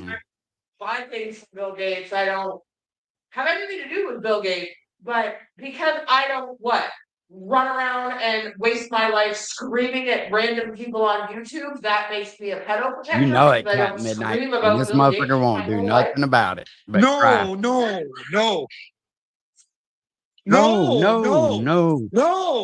You're a. All right. So you're gonna keep this going so I can't answer. Come on, Carl. Show us how sassy you are. That's You what you just fucking sassy said. bitch. That's literally what you just said. Okay. So do I get the answer? Go ahead. That's what you just said. Yeah. Yeah. That's So. There was no fucking reason behind it. There This was is my no favorite nothing part. else. But I'm somehow supporting Bill Gates because I'm not screaming at people and wasting my life on YouTube. Who's asking you to stream your? See, I still can't even fucking say This is nothing. my favorite I can't back myself up about Kanye. They fucking say shit. I can't back myself up. You know what the goofiest Listen, thing in the this. fucking world is? Is I'm chosen and she chooses to treat me like this. Like a fucking piece of garbage. Hold my fucking brain hostage. Tell me that fucking people are okay to be fake. You're allowed to have satanic motherfuckers rule your fucking life because she wants to live in bliss. She wants to. Carl, I hate to tell you this, buddy, but you are not chosen. If you were chosen, they wouldn't nobody be able to stop you. And her just talking and stopping you, you've got a long way to go, Bubs. Long way to go. Fucking people are okay to be fake. You're allowed to have satanic motherfuckers rule your fucking life because she wants to live in bliss. She wants to be the princess partying all the fucking time. What's up, pimp? Well, fuck, you're gone every fucking weekend. You do whatever the fuck you want, and you're fucking with my brain. You're fucking with If I my wanted to leave brain. this situation, I can't. I got to worry about getting a phone call and lithium in my fucking brain. Okay. Yeah, I smoke fucking weed. You have to fucking handle this. You have to. Because you can't have a conversation about Bill Gates and say, hey, let me know where you think I'm wrong. You can't. No. Just fucking listen. I'm not asking anybody to do anything. I just say, listen to me and let me know where the fuck I'm wrong. Because if I'm not wrong, you are. So I'm asking for you to take a fucking look. Can I please talk? Fuck, I'm done. See, this is narcissism. Fuck, I haven't been able to answer what you threw at me or him threw at me. Oh, fuck, would you let me answer why you're a battle protector? I've been trying to. Oh, fuck, shut up and go for it. Fuck. Holy fuck. Okay, so if I try and show some. Oh, fuck. How am I a pedo protector? Can I have my brain for 1 fucking minute? Have a brain. Well, I know. See, because this is what narcissism does. They make sure you can't talk. And then when they give you that little break, then you got to fucking take your brain and you got to go, where the fuck is going on? What the fuck is going on? Well, I do have an answer for you. Because if I can show you where there's possibilities that maybe they are. No, they're fucking. Well, I'm asking you to look it up for yourself. I'm asking you to look it up. Oh, fuck. Okay. All right. Yes. All right. Oh, fuck. Well, hey, Joe. Fuck. Oh, you think me? Like, fuck, it's not that much time. You go take a look. You listen to fucking Melinda. You fucking go take and you judge for yourself and you say, what's with this Epstein list? What, like, nobody cares about the Epstein fucking people, eh? No one does. Trump can fucking, like, it's been a fucking damn fucking Republican thing, fucking. Well, Joe, that's the thing. I'm not asking people to fucking get up there and fight. I'm asking to fucking, like, fucking, holy fuck. Call protectors when they're not doing anything wrong. Yes, you are. You're a battle protector. Because you protect the battle. Because you refuse to see it. But she doesn't go on fucking YouTube and rant about it all day because she has a job and takes care of all of us, and you just sit at home on your fucking computer? That makes no fucking sense. Well, no, it doesn't make sense. He steals everything I've ever had. Everything.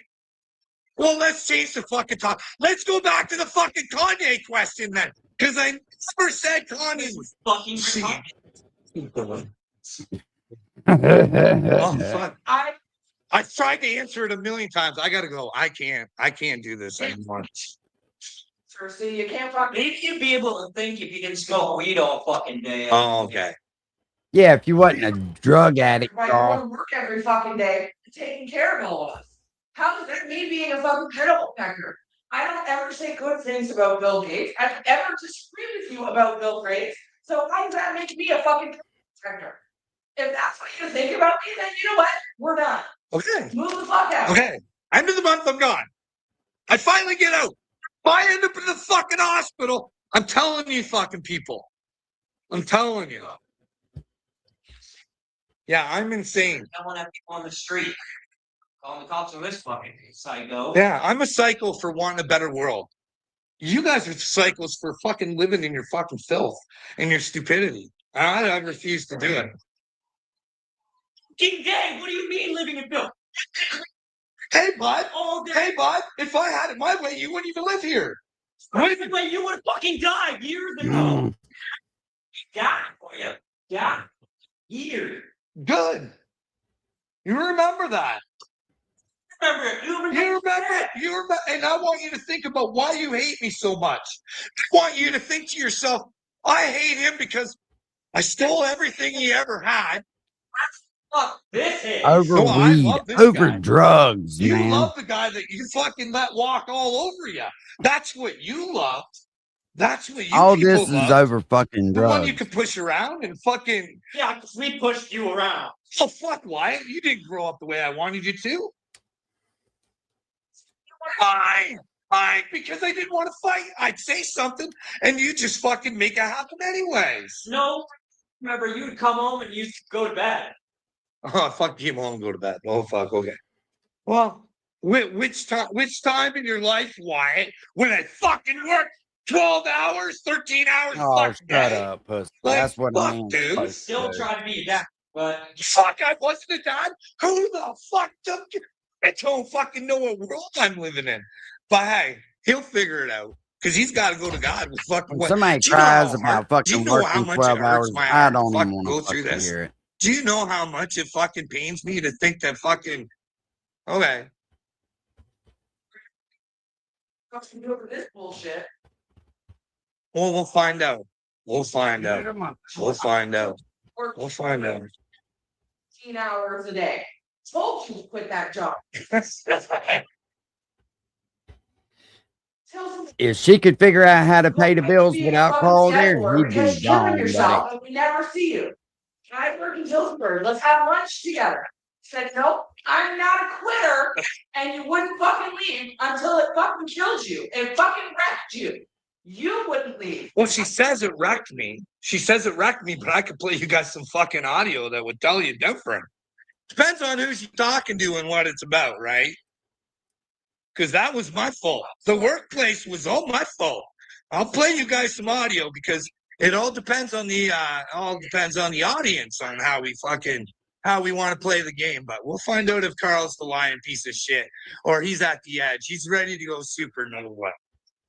You would not leave that job even though it was killing you. Ready to You go. made that Super fucking no. choice. Nobody else. You weak ass motherfucker. Claiming to be chosen from God and then threatening to take yourself out because people don't believe you. That's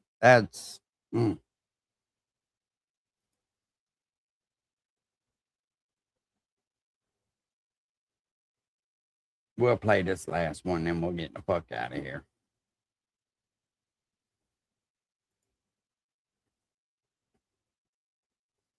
Fucking Davy that she's fucking had and fucking tried to manipulate because she sent it to a fucking her fucking nephew's fucking address, but maybe 5 fucking times, 4 because of this fucking cunt. Listen, little me, you want to know something, bud? Her fucking world's gonna crumble. You know why? Because she tried fucking. Well, you know what that's all about. Papers, that's all about herpes, man. Pimp, that's what that is. Nobody's allowed to drink after him because he's got herpes from fucking with them girls at them rubbing tugs. Back to the fucking mortgage guy and had some extra fucking papers written in.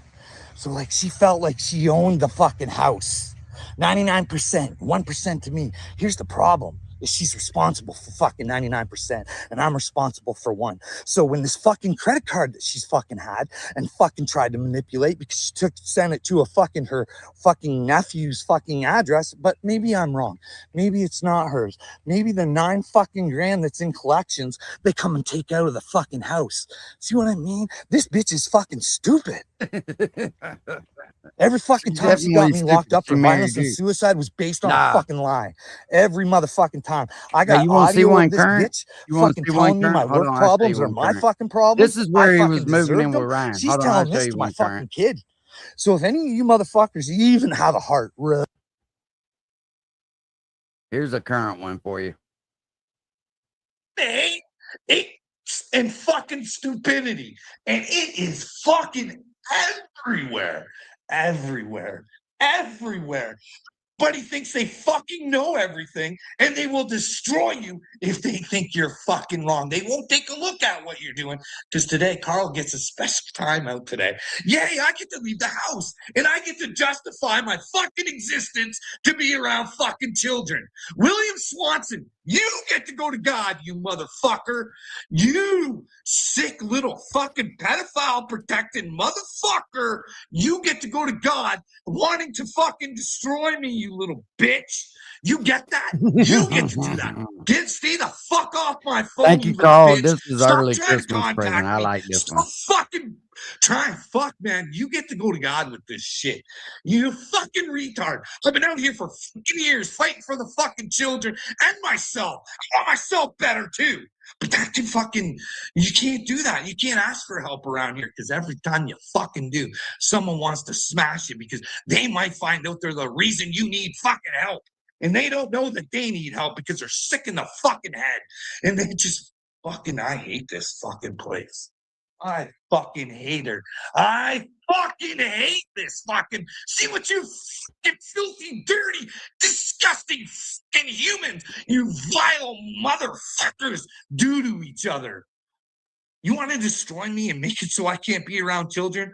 Guess what, Swanson? You got your fucking wish, motherfucker. Because I'd rather die than give up God. I'd rather die than pump fucking chemicals into myself. And it's an extreme possibility because I sat there in the fucking front of a phone, not even a courtroom, where people can fucking see, fucking understand what the fuck's going on. And I gotta justify my right to not have lithium put into my fucking brain. Because I get excited. Because I don't like children getting hurt. I don't like the fact that you fucking retards think it's okay to have men and women's sports. I don't think it's okay for you fucking retards to think it's okay to fucking mutilate children. I'm allowed to think this shit, you fucking losers. Fuck, man, I hate this fucking world. And you cocksuckers are going to find out about God. And if you aren't in the truth, you will pay. You will pay. Eh? What if you do pay, you Get pedal protecting little jerk offs. What if you have to pay for eternity because you can't get your fucking brains together? You can't get outside of what you've been fucking taught, what you've been told. You sit there and tell everybody, there's nothing we can do, Carl. What makes you think you can do it? Because I got God, motherfucker, and I ain't a useless fucking loser like you fucking retreads. I will stand for the fucking children. But then again, there's a time where you gotta fucking stop and you gotta think about yourself. You gotta say, how much fucking pain do I have to fucking go through just to fucking exist with God? I ain't doing nothing wrong with these fucking videos. Nothing. I'm asking people where the fuck I'm wrong. And I can't get nothing back. Like simple little things like show me where you're fucking president. Your fucking ex-president wants the paperwork to be a fucking American. Because that should be embarrassing to you fucking people. If you can't find that information, that should be, you should be able to embarrass me. You should be able to say, you've been going on about this for fucking ever, Carl. You got fucking problems. Well, then I don't have to carry it anymore. Because I'm not like you people. I let go of lies and stupidity.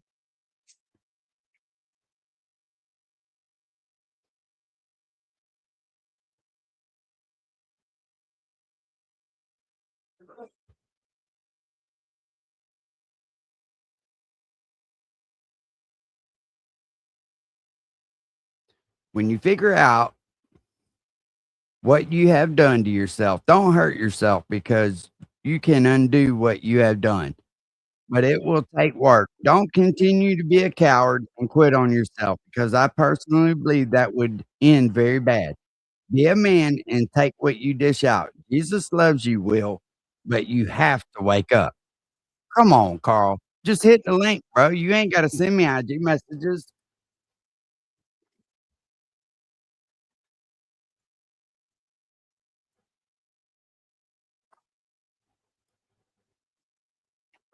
I want every dipshit to know. It don't matter what I say on here. Oh yeah, no, his head is very, very far up his ass. For sure. Okay. Don't matter. I can sit here and come on and go, hey guys, does it make sense that you guys, if this is Canada and the US, you guys paid for all the immigrants to come in? We sat there and watched the video where they got little packages, they got phones, they got hotel rooms, all on your fucking dime. We sat just coming in. And then we're not smart enough to think, wow, they used our money to do it. Now they're going to use our money to fucking get rid of them, right?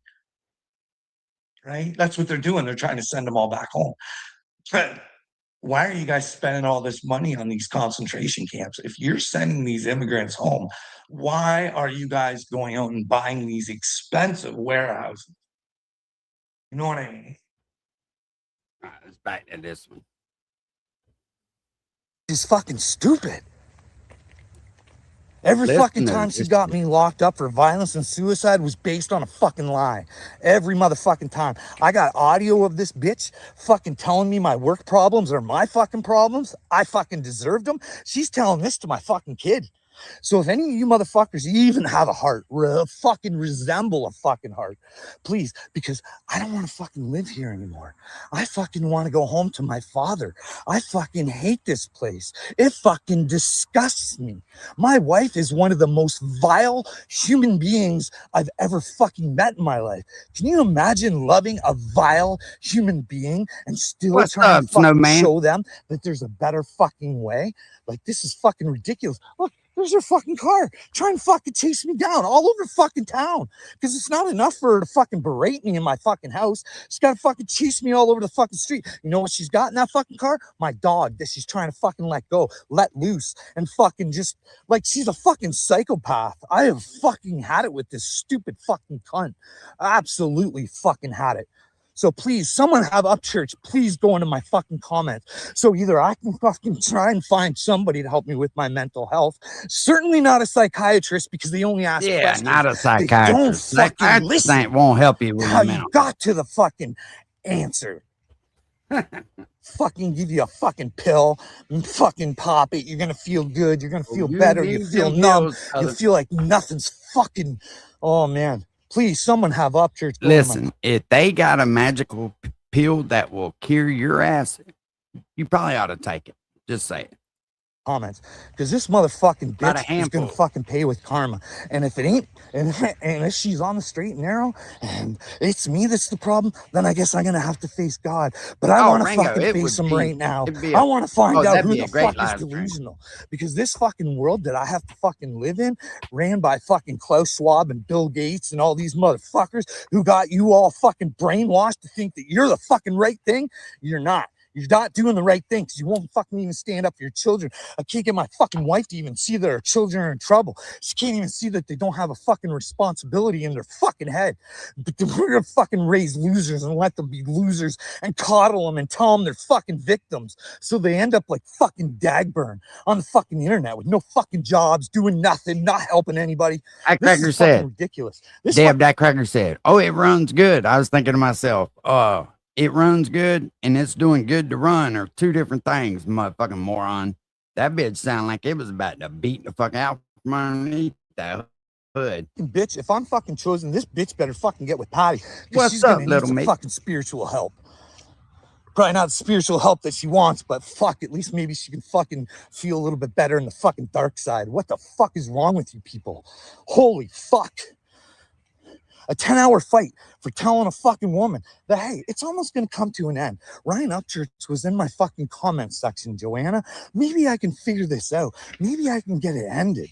But no, that can't happen. Like, fuck me, man. Like, now I'm going to go this way because fucking bitch just chasing me all around fucking town. What's telling up, me I'm boy? not allowed in my house. Why am I not allowed in my house? Because if I was chosen, I would pick Upchurch. Well, no. If I was chosen, I pick God, you fucking retard. If he says he's chosen, do you think he's gonna fucking say he's chosen just for my fucking benefit to make me feel fucking good, you stupid fucking cunt? You don't even know what he put in my fucking comments because you can't take a fucking second to even fucking listen to what I have to say. Motherfucker, karma is coming. It is fucking, oh man, I really hope I'm chosen. I really do. I hope you all have to fucking take a good look on the inside. Because motherfucker, my wife is dark. Dark as a motherfucker. I've had enough. I fucking had it. I fucking can't stand this fucking world. I fucking had it. I fucking hate it. I fucking hate it. It's a fucking nightmare. This is fucking hell. That's what this is. You're all fucking ran by Satan. Especially that little fucking bitch who keeps fucking calling me. I know it's not very spiritual, but fuck, it's the truth. And that's what spiritual is being about. I'm releasing my demons. I'm giving them back to my wife. And fucking when I find out I'm chosen, all her demons are going to fucking enter her and she's going to fucking go fucking Looney Tunes just like little me. Just fold like a little fucking cunt that they are. I have fucking had it. I can't stand dealing with you fucking people anymore. Fucking little Jasmine hasn't got a fucking brain in her fucking cunt head. I love you, Carl. Oh, no, we don't. Little me decided that we don't love you. Fuck off. Hey, mama, payday. Why don't you become a fucking mom? See what's coming down the fucking future. The pipe at your fucking son. But you don't fucking care. You take everything little I Payday's say. starting to blow the fuck up. Maybe you don't. I'm twist starting it, to but maybe hey, little me twist. I'm starting to see people post him all over Instagram, and I'm like, fuck yeah, that's what's up. This is in your fucking brain. Your little fucking pea brain. Yeah, y'all got fucking pea brains because you won't open them up. Spirituality is like becoming a fucking child again. You're going to go a little fucking out of there because you're going to start thinking some weird things. That's when people come in to fucking help you. They help you establish what your fucking reality is. But if you ain't got no people to help fucking establish what your fucking reality is, it gets all twisted and bent. Because some fucking stupid cuntbag decides that they fucking want to rule your fucking life. They want to hold your fucking mental health in their fucking hands because they want to feel fucking powerful.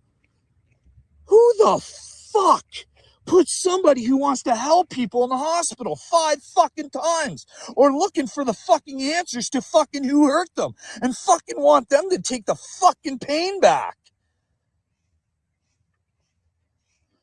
Holy fuck, man. What is wrong with the world, man? This is unfucking believable. Hey, take a look at the fucking future that's coming for your children, dumb fucks. Hey, show me where I'm fucking wrong. Show me, because I want to fucking think that I'm fucking wrong. This fucking woman is back again. Motherfucker, leave me the fuck alone. Oh, this is fucking psycho. A fucking psycho. Look at me. I'm acting like a fucking complete idiot. This psycho is fucking you ain't chasing me acting, down, bitch. fucking You is a complete everywhere. I fucking had it. Like, what is wrong with her fucking brain? Holy fuck. What a fucking twisted psycho. Oh, fuck. Wait till you're going to get everything you want, hon. The house, everything. But I'll walk away with my $80,000 car. Nah, you won't. They gonna take that. My mental check's intact, and I'll live just fine, and we'll see how it goes. Because, like, I hate to be mean, but Pops is on his last legs, and once Pops goes, he definitely won't be able to fucking afford that house. Not for a fucking iota. And I ain't coming to help. I fucking had it. This woman has put me through hell for 3 fucking years, hasn't listened to me, fucking knows nothing about what's going on in my head. How in the fuck could you be a spouse of somebody and say that you love them and stay with them for 3 years and never fucking he got a listen to nice them, but Jeep. dictate how they should fucking act and how they should This deal with motherfucker Dukes of Hazzard did his old lady's car and went and bought him a brand new one, Ringo. Hell of a man there, ain't it? their fucking problems. Holy fuck. So please, Him and old please, Jesus take the somebody wheel. have Upchurch go in Work my out too fucking good for him, comments and say chosen or not. I fucking had it. I cannot do this anymore. I fucking just want a bullet in my head. I want to leave this avatar so fucking bad. So fucking bad. I don't know how like, I know why suicide happens. Trust That's the me. one video I mother- don't have. That's the one video I don't have saved is the fucking accident one. I wish I did. It's in here somewheres, but Fuckers put people on the brink every fucking day because of your stupidity. You don't fucking search information out. You believe fucking liars. You believe the group. Just like the little people all believe little me. They believe in him so much. Well, see what believing in men fucking get you. But then again, I might be wrong. I might not be fucking chosen. I might just be a fucking you chosen. a fucking You're chosen mental to be a case, and I'm fucking idiot. fucking willing to hear it. But fuck, I need to be able to fucking protect myself, because the minute I fucking leave my house, that's when the fucking psychiatrist is gonna get called, because I'm a chosen one. But fuck, how many fucking Jehovah's Witnesses are there? They're allowed to be the chosen ones, but not act as fucking Jesus would? That's all it is. Fucking be kind, be nice, be truthful. But don't take no fucking shit neither. Don't let people fucking ruin your fucking mental health. We need to get away. Like, if you've got someone around you like this that's fucking, and you're just holding on because you're fucking kids, or like, I can't even fucking help my kids because this psychopath fucking tells them I'm a piece of shit. I'm not allowed to tell them to fucking clean up after themselves. I'm not allowed to make them fucking responsible. So please, just fucking end this for me. Please, someone reach out to Upchurch. Tell him to come in my comments again and just put chosen or not chosen. If he says not chosen, I'm leaving fucking YouTube. I'll fucking go to Rumble. I don't know. Maybe I won't fucking do anything. Maybe I'll fucking go find a small room in fucking Nova Scotia and buy the fucking water, and I don't have to fucking deal with anybody anymore.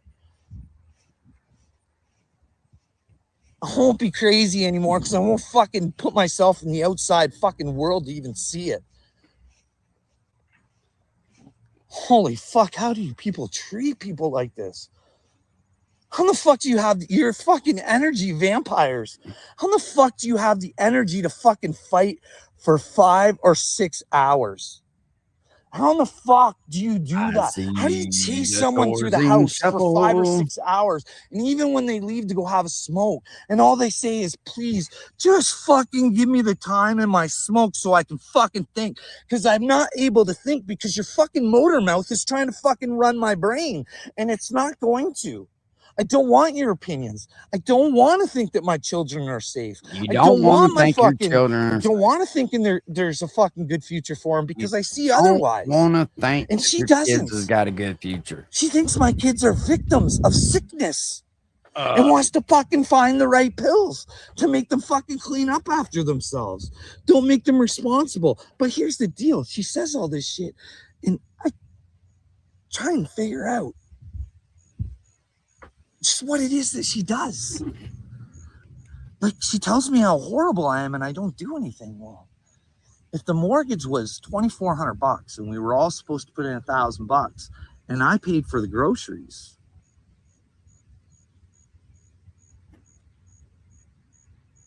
what was she paying? What was she paying? Huh? This I is don't the know. part that I don't get. That's like As the a man, rules. I'm I supposed don't to sweep get and mop this. the floors, do our bathroom, clean up after myself in the bedroom, and wash the dishes. And Maybe I'm just old school. all that good right? stuff, but there's really nothing left over for her after we have the kids. But that's not to say that she doesn't clean, because she's constantly cleaning up after the kids. And I try and tell her, why don't you make them responsible for it? She won't. Refuses to, because they're victims of mental illness. Oh, it's Christmas. Her Or ADHD seems a and lot a like fucking my son Christmas. apparently has fucking asthma. I never, like, this is the thing, we make excuses for him all the time. Ready, Randy, you're supposed to come home and give her the money. She's the one that pays all the fucking bills. I don't see no bills. Why in the fuck do I care about the money? You know what I mean? To me, that don't make no She's a sense. fucking loser. That's just one less thing I got to fucking worry about. So please, someone help me find out if I'm the loser or my wife's the loser. Can you please just ask Upchurch to go in my comments? Because I'm fucking done. I'm fucking done. Any man who has to put up with a fucking woman like this, please fucking see it. Please fucking see it before you end up with a fucking bullet in your head or you fucking decide not to be here. Because this is fucking bullshit. Men should not have to fucking deal with it. Let alone fucking women should not have to neither, because there's little me's just like fucking Joanna. Like, fuck, man. Hey, Joe, our fucking nightmare is coming to an end. I think I can get my fucking answers. I don't know what the fuck I'm supposed to do. I'm trying to fucking find the right answers. Would you help me out, Joanna? I think it would help our family. No, you're a fucking psycho. And if you took off with that guy and he said he was, well, that would mean that he was fucking from God. And that would mean that you're a fucking, like I said at the beginning, there was a prophecy. My wife will go down as the dumbest motherfucking cunt the world history has ever fucking seen, because she's too fucking stupid What's to up, fucking Chris? open her eyes and see Oh, what she no, has. what? She thinks Chilling. she's the fucking prize. You should ask her where she was when I fucking got her. Not doing too well. And then when I fucking found out I was pregnant with her, I found out exactly how well she was doing. I mean, and you're working in a fucking place like this. How did I figure that out? Just by her conversations. Never told me, but I know. But she wasn't even doing that when I met her. She's doing nothing. Being a mom. Nothing really going for her. But I'm the piece of shit that fucking kept her down. She lives in a pretty nice big house. Me is the second one. Drives a car. Is the second one the beginning? Okay, I got it. I got it playing in the background. I hear it. I mean, she gets everything she wants. Complains about my cigarettes, but goes out and buys a fucking $19 Taylor Swift fucking magazine. Do I fucking say nothing? No, I don't. Or our kid, this is fucking great. Our fucking kid moves out to be with this little fucking slut that he already tried to have living at our house. It lasted a week. So he doesn't even tell us. He just leaves, takes a bunch of our shit, and then instead of fucking making the kid bring back the shit that he took of ours, she just went out and bought a new one. A fucking remote control for a PS3 or a PS4, just so her dad could watch a show. But please help. Please have fucking Upchurch going. I don't have to fucking deal with anybody anymore. Well, if you didn't smoke fucking $100 worth of weed a day, Carl, maybe there wouldn't be a problem with a PS4 controller. I won't be crazy anymore because I won't fucking put myself in the outside fucking world to Let's even go watch see the it. car wreck shit. Hold on, let me.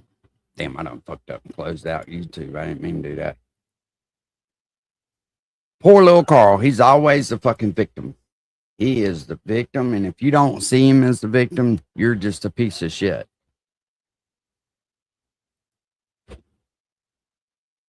We're all pieces of shit. Yeah.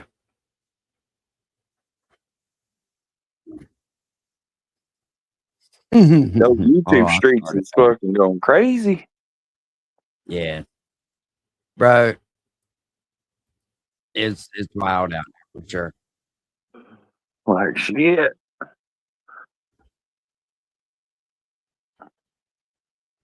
Like I said, I'm telling you, there's a big invisible fence around the community they call YouTube.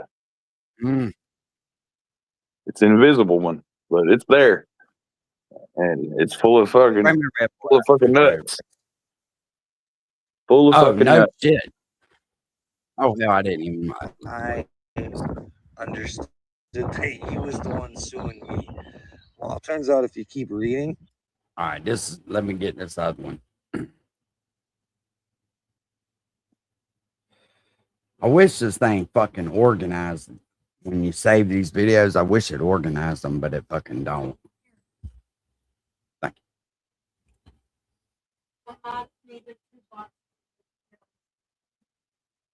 you. You going to get more?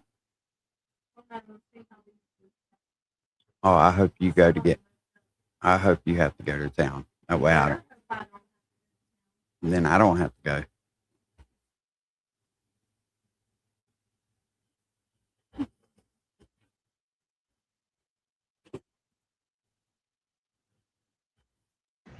Oh, Town's like fucking 35 miles from here.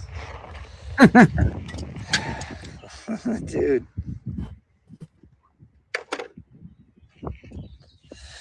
God. Always sending messages. This gets even better, bud.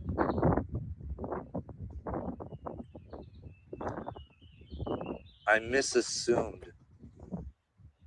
I read the guy's name on there. I understood that he was the one suing me.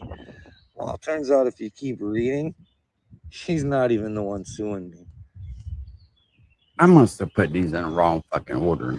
It's someone else that was there with the kids, one of the mothers of the kids. As much as I was like Dukes of Hazzarding towards the fucking kids, there was a fucking layer of cars before you get to the kids. Just to get that straight. But apparently some woman has damaged herself irreparably and fucking will never probably work again. She's so damaged that fucking she wants to take money from me. Like, this is fucked up.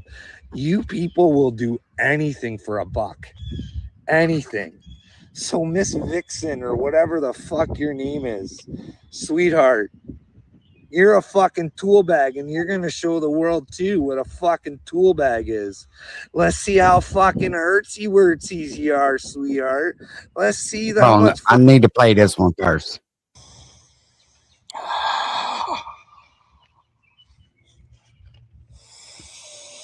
There we go.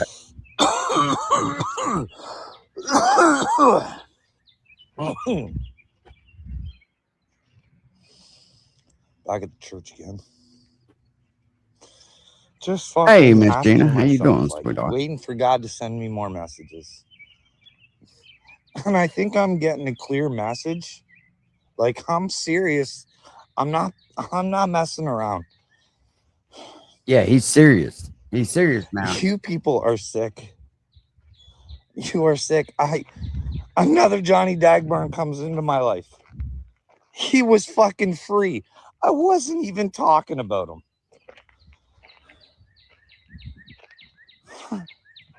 I can tell you guys a little story that are probably new to this channel. A little me. a while ago. I lose track of time. I don't even know when, but something will probably tell me.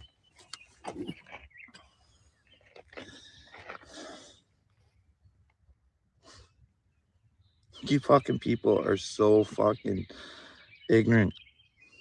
This guy, not all people, I'm not saying all people, I'm coming across as most people, are so fucking ignorant to carry on a lie, to make someone else suffer so much that's already let them get away with their fucking lie. They want to fucking hurt them some more. This dude don't like taking no responsibility for shit. Fucking stupid people.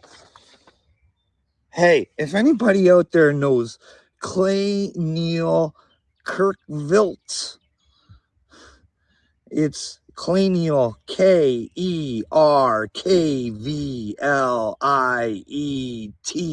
of St. Thomas, fucking Ontario. Can you fucking get this message to that dumb cunt who fucked with the wrong motherfucker? You are a sick, twisted little motherfucking fuck.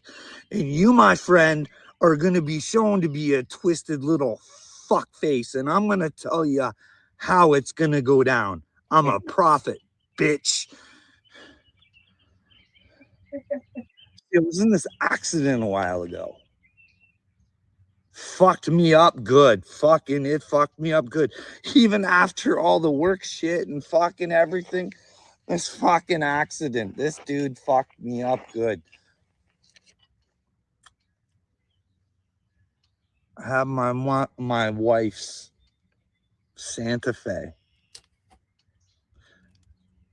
going to go pick up some paperwork to go get my brand new Jeep.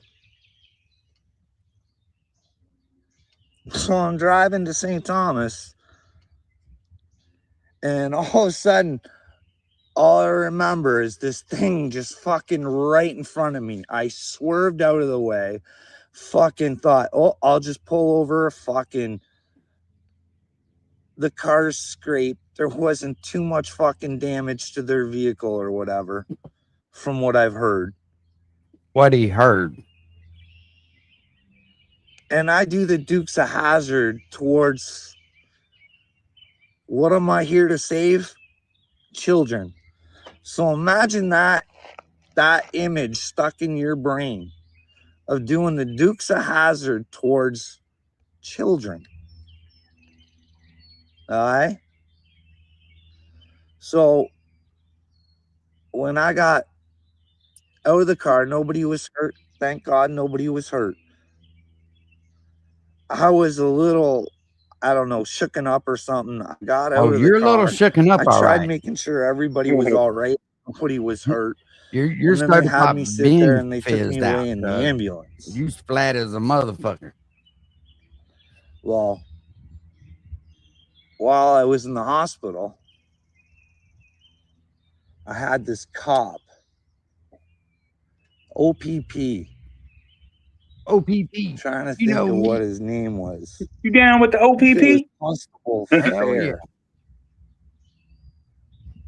That's what I think it was. Yeah. He asked me what happened, and I said, well, something pulled out in front of me, and I reacted and tried to get out of the way. Because I almost did. Because I only scraped the vehicle. Unfortunately, me going to the side, I didn't know there was a big divot that would fucking plummet me towards children. Tell me you're not paying attention when you're driving without telling me you're not paying attention. So he proceeds to tell me that Carl don't know where the I fuck was he was being at. charged He watching YouTube and driving at the same time. for dangerous or reckless or some driving. And I'm like, dude, you pulled out in front of me. There was nothing I could do. I was just trying to get around so I could stop. So he didn't want to listen. So I got the charge. Then I got my paperwork for my charge. And I read the I feller's guarantee it is, statement. Grizz. Mr. fucking It was on the Clay. news. I read his statement. Now his statement is that I was driving like a fucking maniac, doing $120 or something. I don't know. I think I was doing the speed limit. I just Let me see what swerved $120 out is of the in way kilometers. to get around. But anyways, that was his statement, that when I hit him, he was doing 70 kilometers an hour. Now, this will be on the original statements. They will have records and recordings of all of this stuff that I say. So he was doing 75. So, What's up, Isaac? when I do my little investigation, it turns out that if you're doing 70 kilometers from where he turned out, you're way past where I even crashed. So the other part of this is because you know how you would love to remember that memory of fucking going and dashing towards children. The news got that footage. Our local London CTV News. And they played a video of it. Me doing the Dukes of Hazzard towards children. Well, that would fucking make you look like a crazy man if people are already saying you're crazy, eh? That's fucking weird, huh? So not only does a statement not make sense, but the news has reported it and not really looked into it. But the even better part of it is, if you take a look at the raw footage, the full fucking part of it, before the Dukes of Hazzard, you do get to see Mr. Clayton's car come in behind the accident very slowly. So how is he going 70 kilometers, which would have put him past?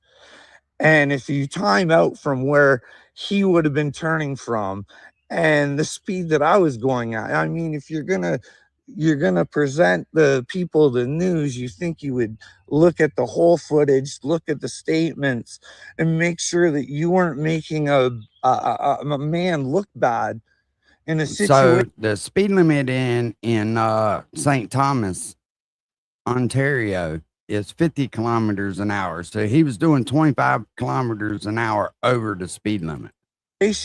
Where the guy who lied looks like the good guy. Because here's the thing, I just got a lawsuit from this feller. So not only did he get to do all this to I'm me, just confused on the I Dukes had of to Hazzard report thing. So to is he because I jumping wasn't creeks there or what? because I didn't have I the jumped videos the and ditch. anything. The He went down what in is it? in The guy that a fucking ditch is way against you. He next took to the me in a road room and bullied and me. I jumped wish the you fucking guys could parking lot. fucking Almost took out a see bunch of that. Oh, kids. he fucking bullied me. A person that Okay. fucking told him they're fucking having some mental problems. He fucking bullied me into plea bargaining. I'm trying to go on the local London news right So now I and did. see. So now that that's happened, Mr. Clay wants to make some more money off my stress. What's up, When he's a Motivated? fucking liar. You the whole reason why I'm playing this shit right now. I'm so upset right now. My mouth is so fucking dry. Holy shit. Woo.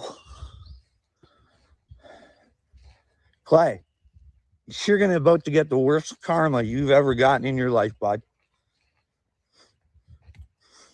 Because I'd love to not even provide the footage, not even show people how to find the footage or the fucking get the fucking your fucking statement. You just swear on a Bible, bud, that I'm a liar. That's all I want. Swear to God I'm a liar. Watch the karma start coming back to you, Mr. Clay, because you know I'm not full of shit. You know that, eh, Clay? Hey, Clay, welcome to the show. You don't know you fucked with the chosen one. Oh, yeah, Clay. You going Holy down. fuck. Do you see how sick and twisted people are around you? He's the same as Dagburn. He wants to make money off a lie, no matter who it hurts. He don't care. That Clay guy don't care if he fucking puts me to a suicidal state. He don't care. As long as he gets his money from his fake injury or whatever the fuck this lawsuit is. He wants to go live his life off my misery. See? I bet you Clay is a love person too. I bet you people just think he's a swell son of a gun. Woo! Well, Clay, the devil done bit you in the ass this time, eh? Fucking with God's sons. Ooh. Ooh, ooh, ooh, ooh, ooh. That's what God's telling me. No more pussyfooting around. Fuck them. That's what God's telling Fuck them all if they can't take a joke. You've all made God look like a joke for so long. Maybe it's time to have the joke on all of you. Oh, Mr. Chosen One couldn't even read the fucking paper he was going off about. He was just going to take himself. Oh, little me, that God always teaching me lessons. Dude.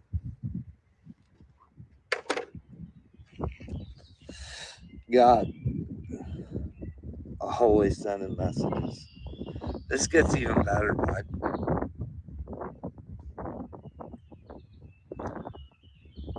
I misassumed.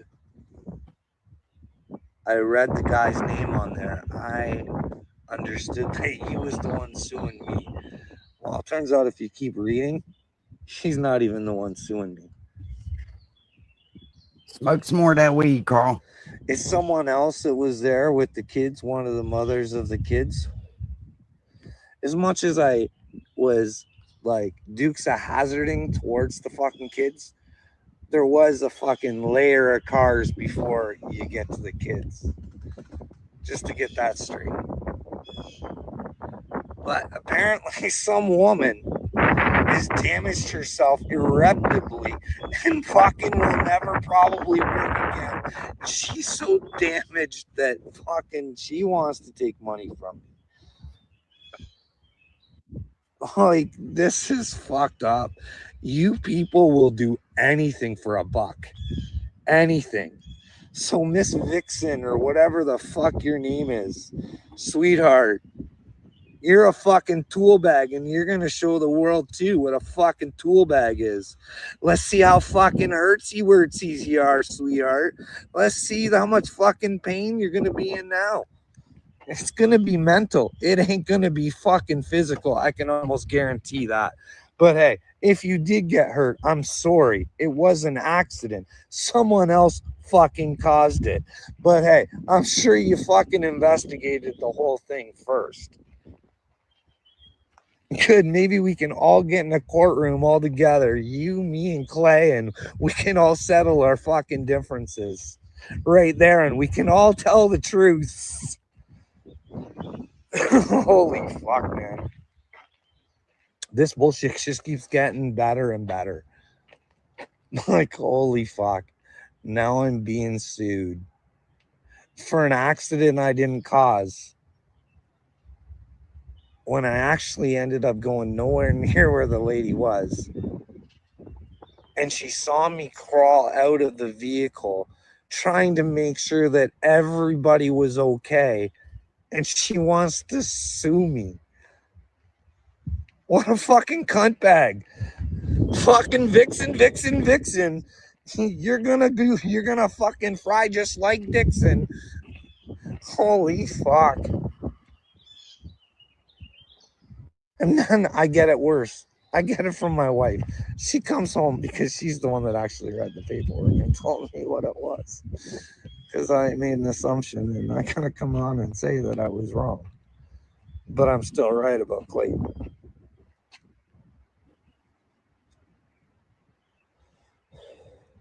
Anyways, she can't understand why I'm laughing so hard at what she's telling me. Because we're in big trouble. Because this lady's going to sue us over bullshit. And I said, don't worry, God's going to fry her if she wants to keep it up. It'll be up to her. My wife goes, you're fucking God. Ah. Can you imagine living with someone that fucking talks about God like that? Like, holy smokes. Hey, God says don't take vengeance. He will serve them. Don't worry about taking vengeance. I'm just exposing them. Because that's what you're supposed to do as a human being. You're supposed to stand up for your rights and what you believe in and who you are. And you try and better that every single day, little me. But it's incomprehensible for you, eh? Sound like Joe Biden there. Yeah, that little fucktard. You tell Joe Biden, too, that little fuck. Like, how stupid are you guys to really not know about Joe Biden? Or you really don't know, or you really don't care. Either way, you're really fucking stupid. That man actually came out and said, New World Order. And no one fucking blinks an eye. No one cares. No one cares that he can't put a sentence together. No one cares that you can't put him around reporters because you can't fucking trust what he says. Like, you fucking people. Like,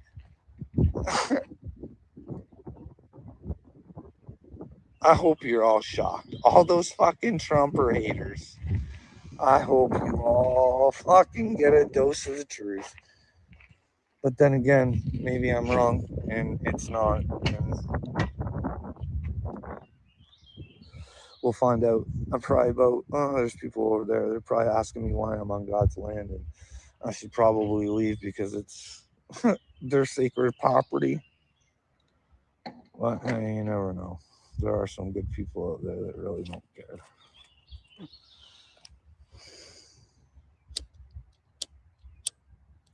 What do you think, little me? Hold up, I gotta light this bad boy back up. What do you think, little me?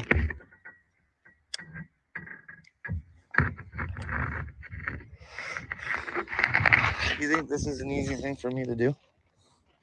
Like, who's gonna love me, bud? The Bible thumpers, even though I love Yeshua. Yeshua is my main concern. He is the truth and the way. But that Bible, she's got some stinkiness to her.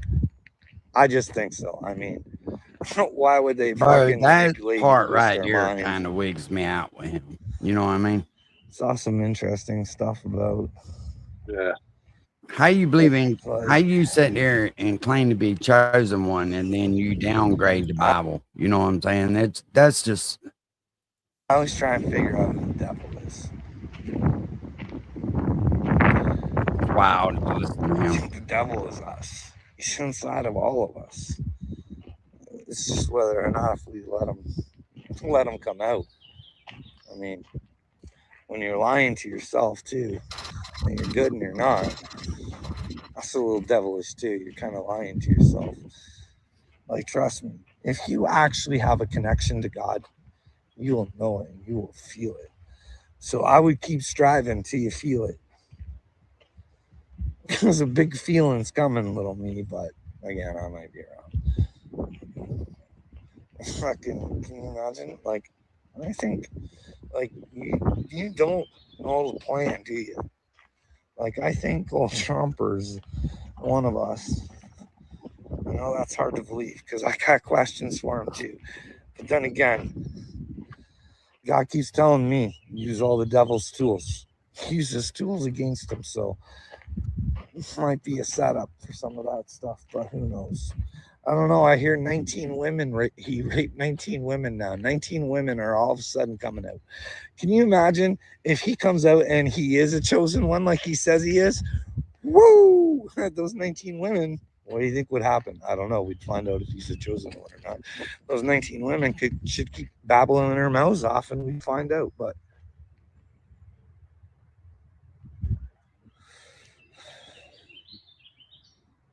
Oh yeah. Little me. He's gonna do the disclosure too, eh? You know that, don't you? Oh, Trumpy, he's gonna tell you there's aliens.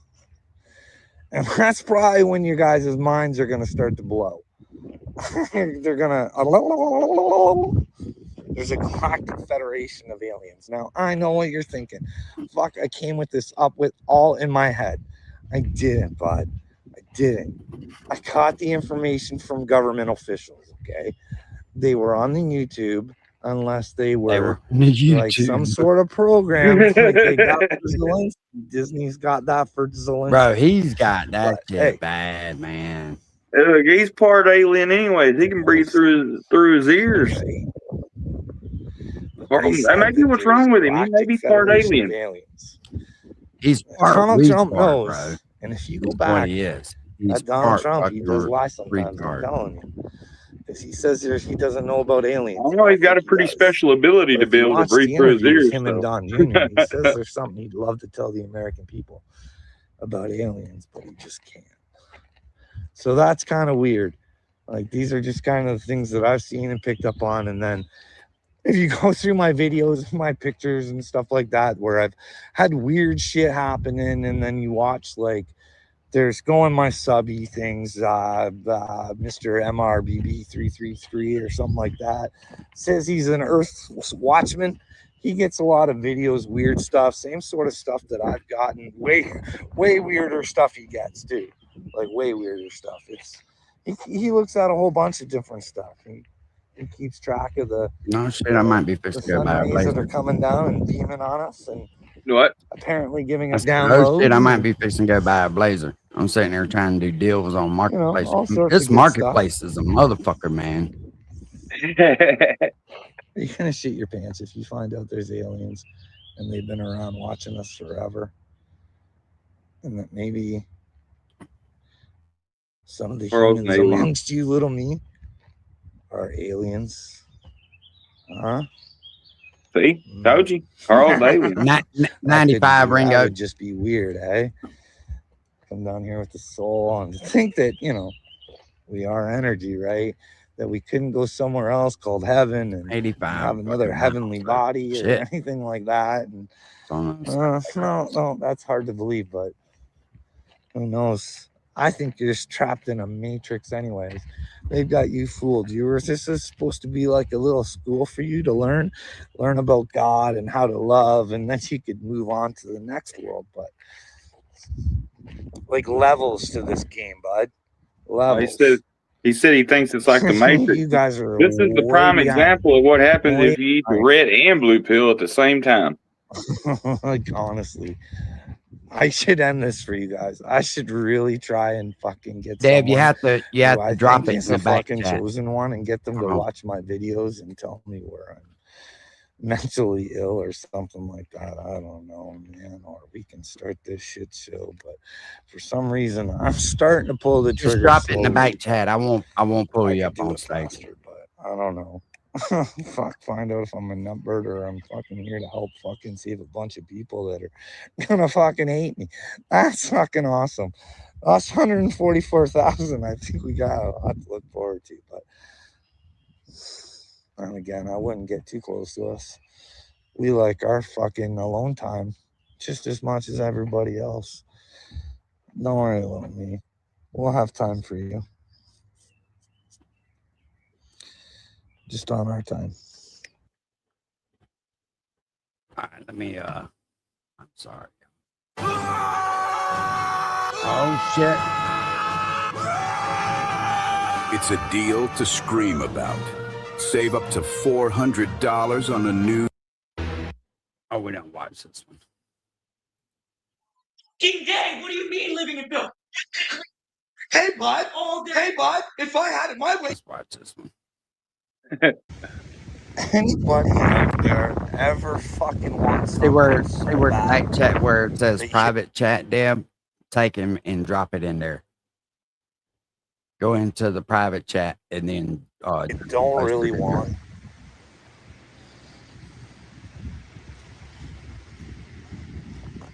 Oh, fuck. These videos, man, I feel like I want to puke my guts out. I hate doing these stupid things.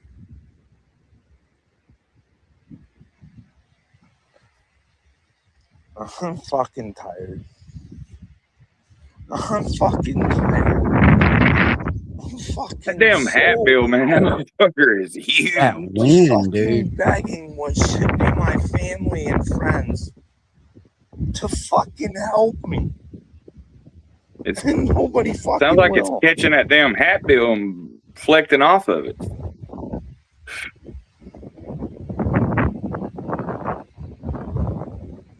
Nobody fucking understands what I'm trying to fucking say.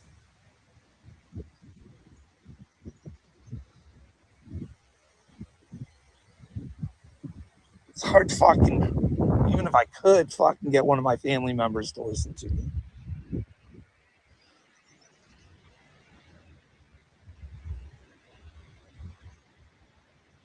Here I am again. My wife's coming back home from vacation again, where she's drained my bank account, where she promised me she wasn't touching that money. But I guess gambling was the more important thing to do. See, I found out a lot of truths in the past little bit. My wife keeps telling me that my son, who we've finally said is 21, by the way, you're going to start paying rent.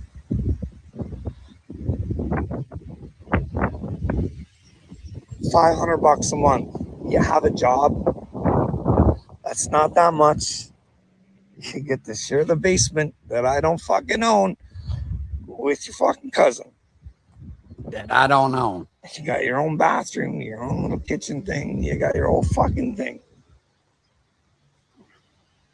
Well, my wife tells me that he's just staying at his girlfriend's. Well, me knowing my son, he can't be alone for 2 fucking seconds, knows that he's already moved out because that's what he does when he gets asked to pay rent.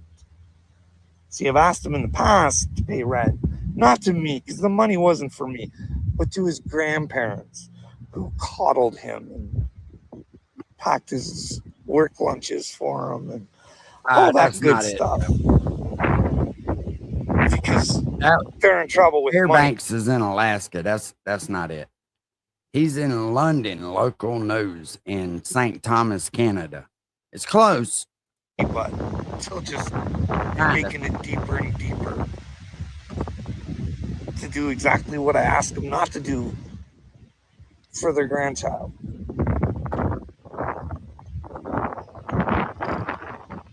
So even when he had to pay them, and that was $200 a month, he moved out.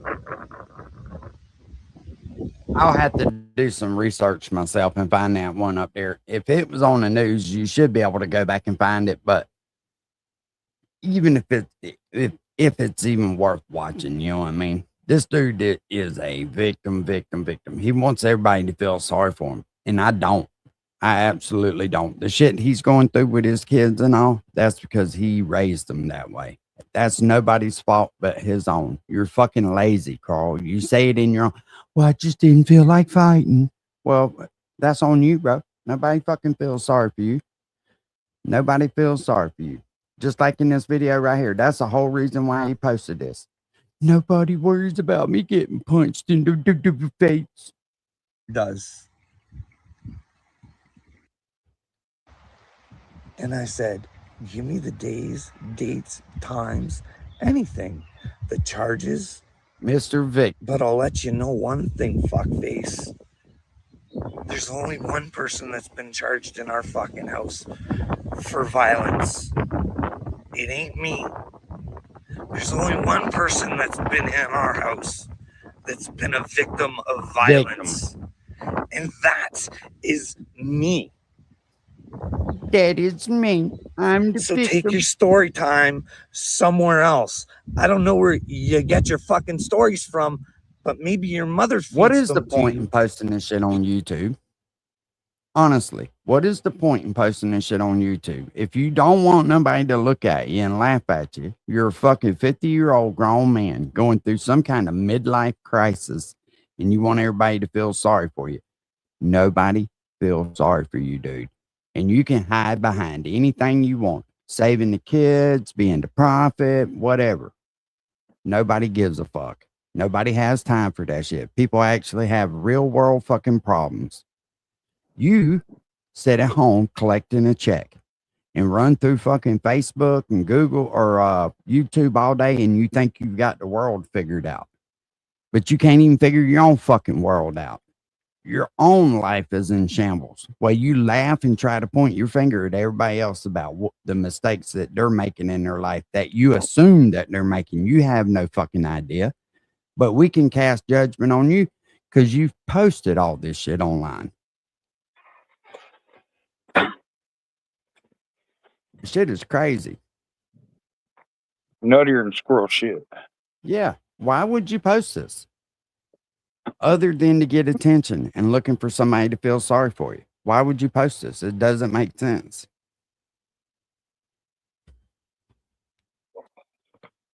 Does he think somebody's going to come save him from his wife or something? Like, dude, you started all that shit. He's been with her what? His son's 21 years old. I mean, it's not like